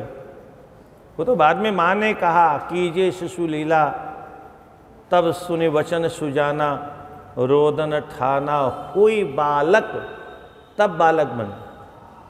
भागवत में भी यही संकेत किया है। तमद्भुतं बालकमंबुजे क्षणं चतुर्भुजं शंख गदायुधायुधं श्रीवत्स लक्ष्मं गलशोभिकौस्तुभं पीताम्बरं शान्द पयोदशोभगं महारवेदुर्य किरीटकुण्डले द्विषा परिस्वक्त सहस्त्रकुन्तले उद्याम काञ्चंगद कंकणादिभिर्विरोचमान वसुदेव ऐक्षत। वसुदेव ने देखा शंख चक्र गदा पद्म लेकर के 16 वर्ष के परमात्मा प्रकट हो गए। कहाँ जन्म हुआ? ऐसे ही भगवान जब विदा होते हैं तो भागवत जी के एकादश स्कंद के 31वें अध्याय में विदाई का प्रसंग है। संस्कृत नहीं जानते हो तो हिंदी पढ़ के देख लेना। राधे राधे। वहाँ सारे देवता आते हैं, ब्रह्मा जी से लेकर के सारे देवता। किस लिए? बोले हमको देखना है भगवान कैसे धरती से वापस जाते हैं, हमें देखना है। इसलिए सारे देवता आए, और जब देवता आए तो अपने अपने लोक से अपने अपने दूरबीन भी लेके आए। राधे राधे। जैसे आजकल सूर्य ग्रहण, चंद्र ग्रहण होता है तो दूरबीन में वो सब बार बार का दृश्य दिखाते हैं। सबने अपने अपने दूरबीनें लगा ली वहां पर जहां भगवान विराजमान थे। हमें देखना है भगवान कैसे जाते हैं। अचानक एक दिव्य ज्योति निकली, प्रकाश हुआ बड़े जोरों से, सब देवताओं की आंखें बंद हो गई, और जो ही आंखें खुली तो वहां कुछ नहीं था, केवल आज के कुछ तथाकथित 100 वर्ष में पैदा होने वाले मत मतांतरों के द्वारा ये कहा जाना राम पैदा हुए, कृष्ण पैदा हुए, बड़े हुए, मर गए इसलिए भगवान नहीं है। ये सब ब्रह्मा कुमारी जैसे लोग, ये सब पंथ नए नए जो चले हैं, ये नाटक करते हैं, ये दिखाते हैं लोग। शास्त्रों में कहीं नहीं लिखा है। तो सज्जनों,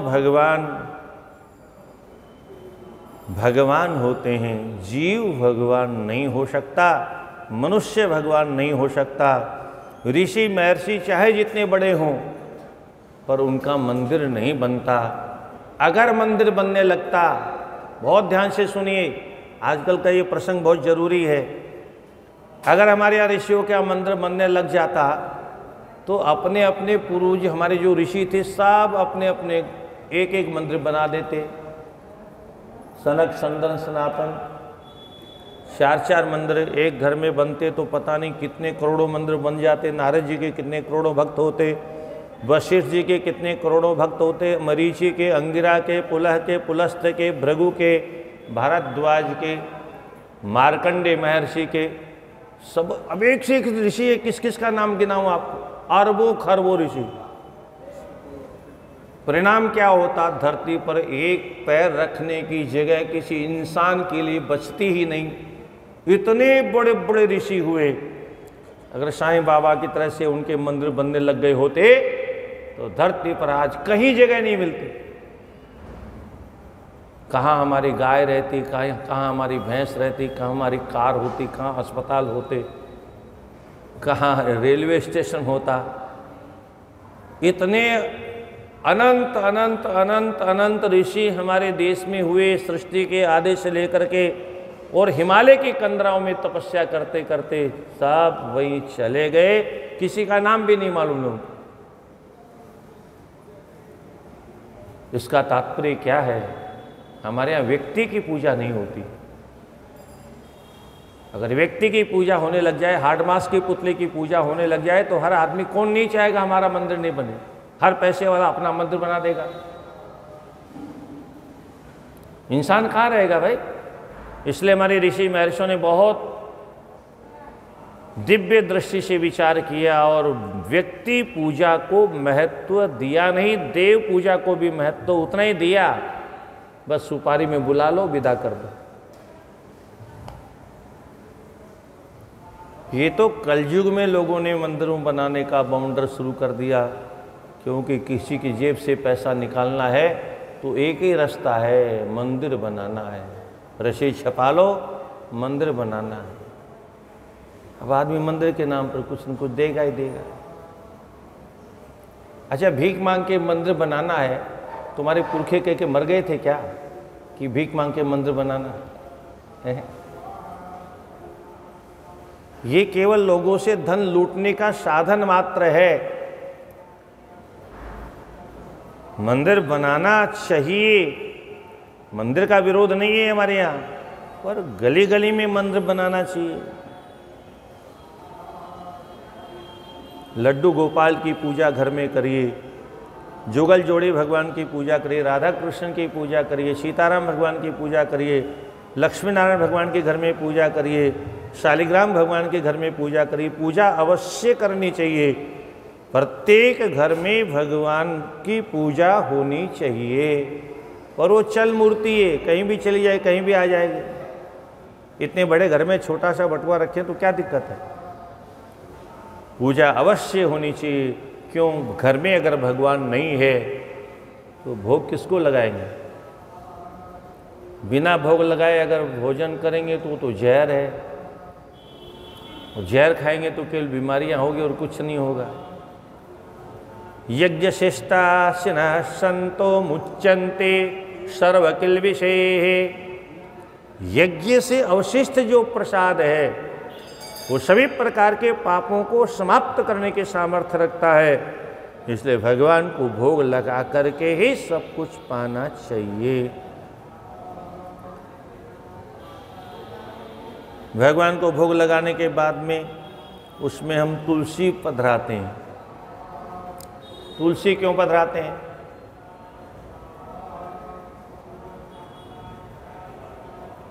क्या भाव है इसका? हमारे यहाँ व्यर्थ में कुछ भी नहीं है, पर अब सब भूल गए लोग, जानते नहीं, कोई बताता नहीं। असल में क्या होता है, भगवान के यहाँ तो 16,001 सुपटरानियाँ हैं, एक से एक सेवक सेविकाएं हैं। वैकुंठ में न जाने कितने सेवक सेविकाएं हैं, एक से एक दिव्य दिव्य भोग बना करके भोग लगाते हैं। अब हम तो ऐसा बना नहीं सकते, हमारे घर की देवियां तो जैसा बनता वैसा बनता है। तो भगवान के सामने रखने के बाद में भोग लगाते समय अब जैसा बन गया वैसा बन गया। अब हम कहते हैं, हे प्रभु, हम तो जानते नहीं आपको कैसा अच्छा लगता है। तुलसी महारानी भगवान की पटरानी, उनसे कहते हैं, मैया जैसा बना हमसे बन गया, अब आप इसमें विराजमान हो जाओ और भगवान को जैसा अच्छा लगता हो आप वैसा रस इसमें, बस ठाकुर जी प्रसन्न हो जाएंगे। हमसे तो जैसा बना वैसा बना, अब आप जैसा ठाकुर जी को चाहिए वैसा आप बना दो, ये आपका काम। तो अगर भाव होगा तो भगवती तुलसी जी महारानी भगवान के लायक उसको बना दे और भगवान उसे स्वीकार कर ले। बिना भगवान के घर नहीं रहना चाहिए, बिना भगवान के घर और बिना गाय के घर। हाँ, अब आजकल तो बड़ी समस्या है, क्या करें महाराज, हम तो फ्लैट में रहते हैं। कोई बात नहीं, आप 50 लाख के फ्लैट में रहते हैं, वो एक 5, 10, 20 हज़ार की गाय गौशाला में रख लीजिए, गौशाला में सेवा करिए। गाय की सेवा अवश्य करिए, क्योंकि शास्त्र कहता है जो गाय की सेवा नहीं करता है वह तो शमशान में रहता है। यस्य गृहे गावः नास्ति शमशान तुल्यम तद्गृहम। उसका घर शमशान जैसा है, नई घर में जगह है, सेवा वहाँ हो रही है, उसका फल आपको मिलेगा। बिना गाय को गौग्रास दिए भोजन करना कैसा है? शास्त्रों को नहीं पढ़ते। तो ब्रह्मा जी का मंदिर केवल पुष्कर में है, जहाँ उन्होंने यज्ञ किया, तपस्या की, इसलिए एकमात्र स्थान छोड़ दिया। बाकी आजकल शनिदेव के मंदिर बहुत बनने लग गए, क्योंकि लोगों को बहुत डर है शनि बाबा से।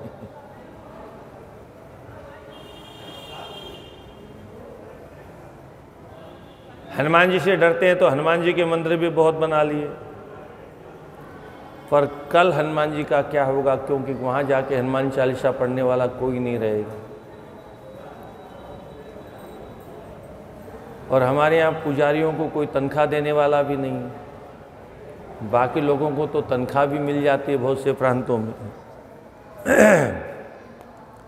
ब्रह्मोवाच स्वामिनः प्रसिद्ध्यात् महाविभूते मन्ये वरम में शीर्ष प्रमोक्षम। ब्रह्मा जी ने भगवान के चरणों में साष्टांग वंदन किया, प्रभु मुझसे अपराध हो गया, दोष बन गया, आप क्षमा की मूर्ति हैं, आप क्षमा कर दो। भगवान भोलेनाथ क्या कहते हैं उसको सुनिए आप। अराज भयमेतद्वे जगतः सर्वं नशिष्यति ततस्त्वं जहि दंडार्हं वह लोकधुरं शिशौ। हे पुत्र, अगर मैं अनुशासन नहीं करूँगा, अगर मैं दंड नहीं दूंगा तो सारी प्रजा उदंड हो जाएगी, उच्छृंखल हो जाएगी, स्वेच्छाचारी हो जाएगी, किसी में भय रहेगा ही नहीं। और जब भय नहीं रहेगा तो सब उदंड हो जाएंगे, चोर डाकू बढ़ जाएंगे। हमारे यूपी में आजकल बाबा बुलडोजर का बड़ा भय बैठा हुआ है। राजस्थान वाले कहते हैं योगी जी को बुलाओ। अब योगी जी बेचारे कहाँ कहाँ जाए। लगभग तमाम प्रांतों से आवाज आती है। अब योगी जी जैसे 10-20 योगी हों तो कुछ प्रांतों में कुछ बंटवारा हो जाए। कहने का तात्पर्य अपराधियों में भय होना ही चाहिए। अपराध करने से पहले वो 1000 बार सोचे अपराध करूं कि नहीं करूं, अगर करूंगा तो क्या होगा, ये डर उसमें होना चाहिए।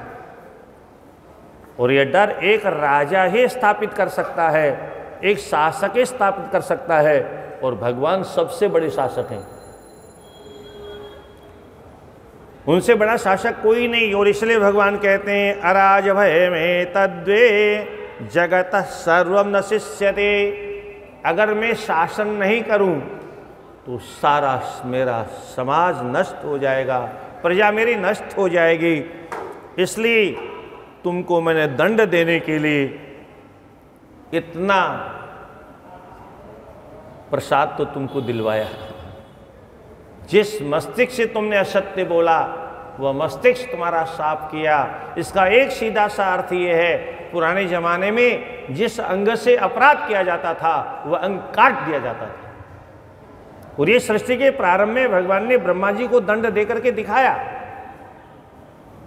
ये परंपरा प्रारंभ की, जिस अंग से अपराध करो वो अंग साफ कर दो, ताकि दूसरा उस अंग से कभी अपराध करे ही नहीं। अगर हम करेंगे तो हमारे साथ भी ऐसा ही होगा।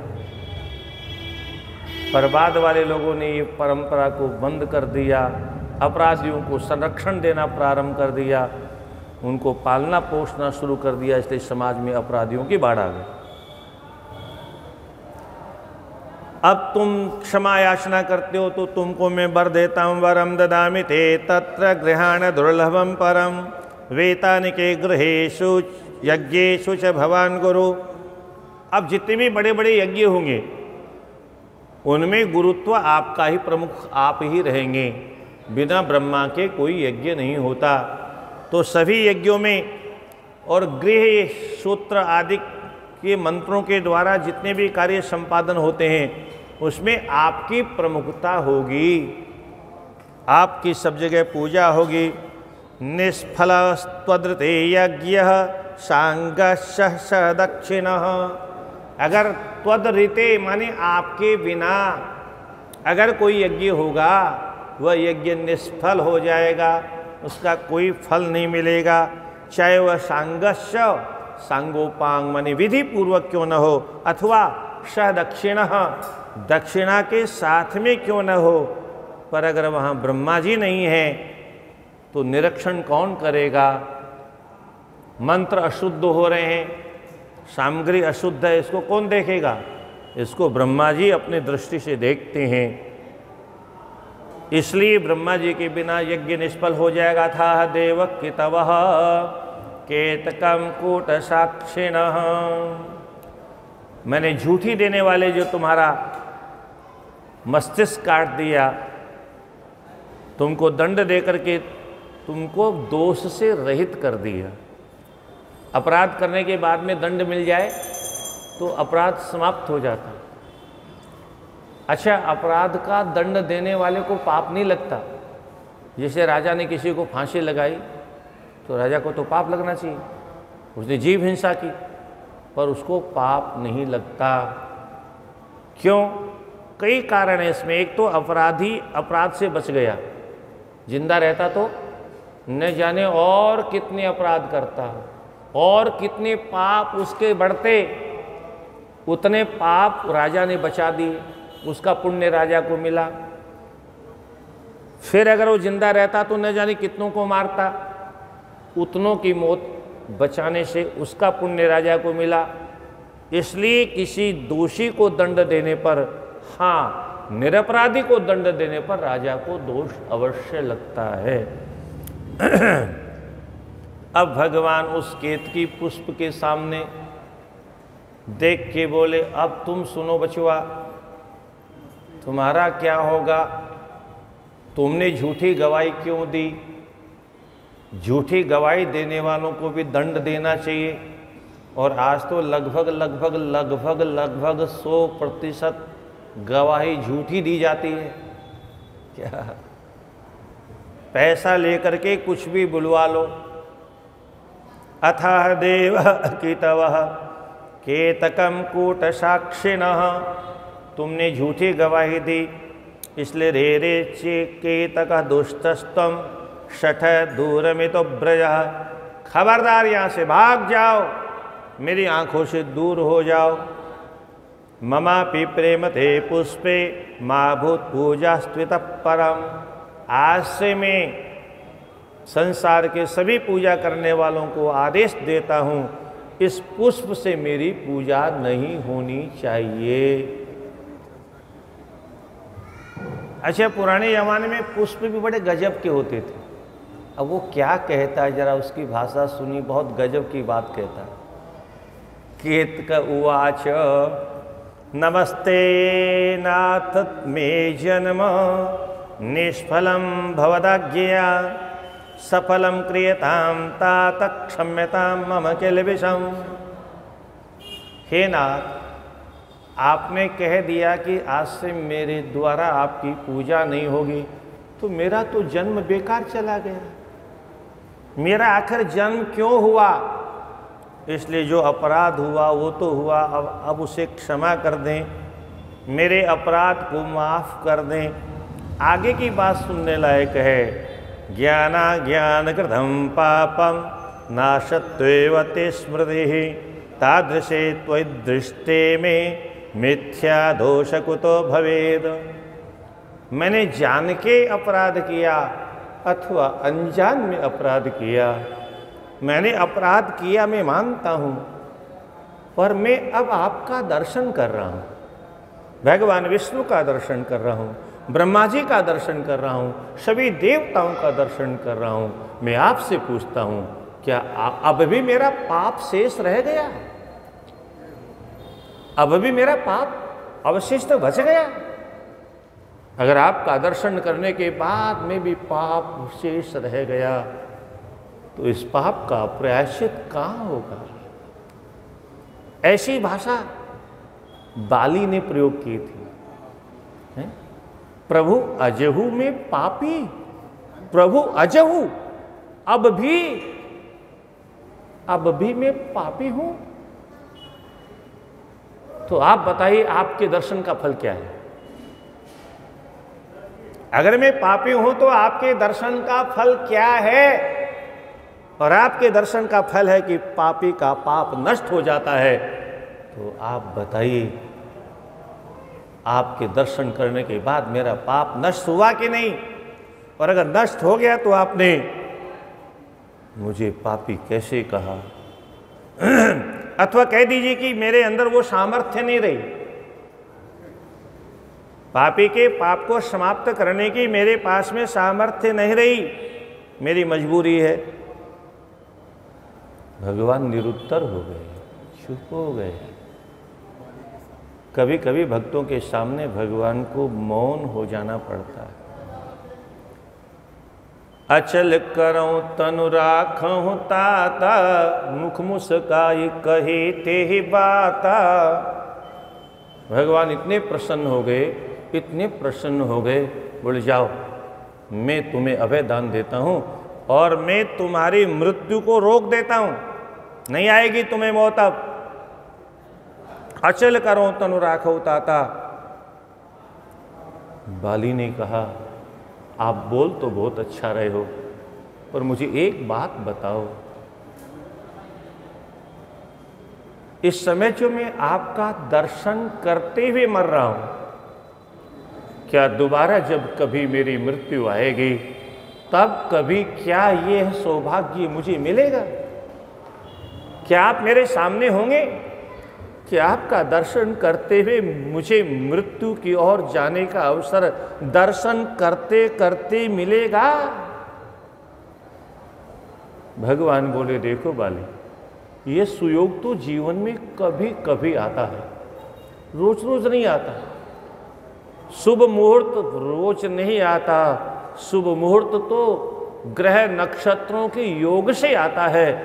और ये योग दोबारा मैं वनवास के लिए आऊं, दोबारा तुम्हारी हत्या करूं, ये दोबारा कैसे संभव हो सकता है? दोबारा सीता का अपहरण हो, दोबारा मेरा वन संभव नहीं। तो बोलो, नाथ, बेवकूफ बनाने के लिए मैं ही मिला हूं? नहीं प्रभु, अगर दोबारा ऐसा सुयोग नहीं बन सकता तो इतना सुंदर जो सुयोग बना है, इस सुयोग को मैं खोना नहीं चाहता। ऐसा भाग्य आपके पिताश्री को भी नहीं मिला। दशरथ जी आपके पिता अवश्य थे। उन्होंने पूर्व जन्म में मनु शत्रुपा के रूप में तपस्या करके आपको त्रिलोकी के मालिक को पुत्र बनाने का सौभाग्य अवश्य प्राप्त किया, अपने गोद में खिलाने का सौभाग्य प्राप्त किया। परंतु मरने के समय में अपने पुत्र भगवान राम का दर्शन करने का सौभाग्य आपके पिता को भी नहीं मिला। और जो सौभाग्य आपके पिता को न मिला हो, मैं उस सौभाग्य को प्राप्त कर रहा हूं। मेरा जैसा भाग्यशाली त्रिलोकी में और कौन हो सकता है ठाकुर? इसलिए इस सौभाग्य को सौभाग्य ही बने रहने दो, मुझे अभागा मत बनाओ। अपने चरणों का, अपने मुखारविंद का दर्शन करते करते मुझे आपके धाम को जाने। बस इतनी ही प्रार्थना है, और ये प्रार्थना प्रत्येक व्यक्ति को करनी चाहिए। हे स्वामी, मेरे पास और कुछ नहीं है, एक मेरा बेटा है, बस मैं इसको आपके चरणों की शरण में अर्पण करता हूँ। बस इस पर कृपा दृष्टि बना के रखना। ये प्रत्येक माता पिता का धर्म है, अपने पुत्र को भगवत शरणागति अवश्य प्रदान कराएं। उसको डॉक्टर बनाओ, कलेक्टर बनाओ, बैरिस्टर बनाओ, जो मर्जी सो बनाओ, पर अगर आपने उसे भगवान की भक्ति करना नहीं सिखाया तो बड़े से बड़ा अफसर होकर के भी केवल घूस लिया करेगा, दूसरों का धन लूटेगा, और उस पाप का परिणाम आपको भी भोगना, हमको भी भोगना पड़ेगा, क्योंकि हमने उसे सही मार्ग नहीं बताया। जो माता पिता अपने संतान को सही मार्गदर्शन नहीं कराता है, उसके पाप का हिस्सा उनको भोगना अवश्य पड़ता है, पहले से ही भोग रहे हैं।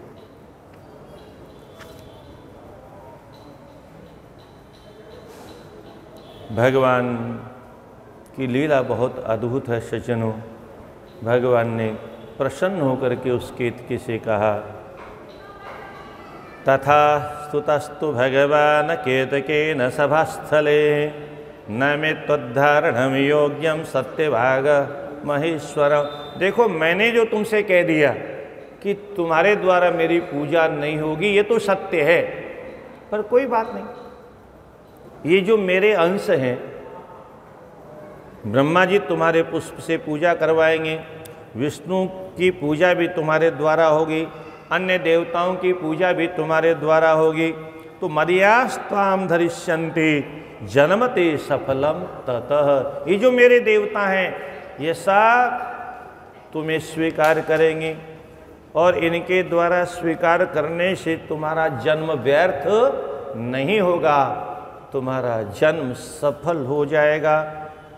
इसके बाद ये जो ज्योतिर्लिंग प्रकट हुआ, कैसे इसी को शिवरात्रि माना गया, स्वयं भगवान भोलेनाथ ने इसे शिवरात्रि घोषित किया, और कैसे किस विधि से फिर पूजा इत्यादि होनी चाहिए, सब भगवान अपने मुखारविंद से बताएंगे। कल 10 बजे इस प्रसंग को हम आप सुनेंगे। हर हर महादेव शंभो, काशी विश्वनाथ गंगे। हर हर महादेव शंभो, काशी विश्वनाथ गंगे। हर हर महादेव शंभो, काशी विश्वनाथ। नमः पार्वती पदे हर हर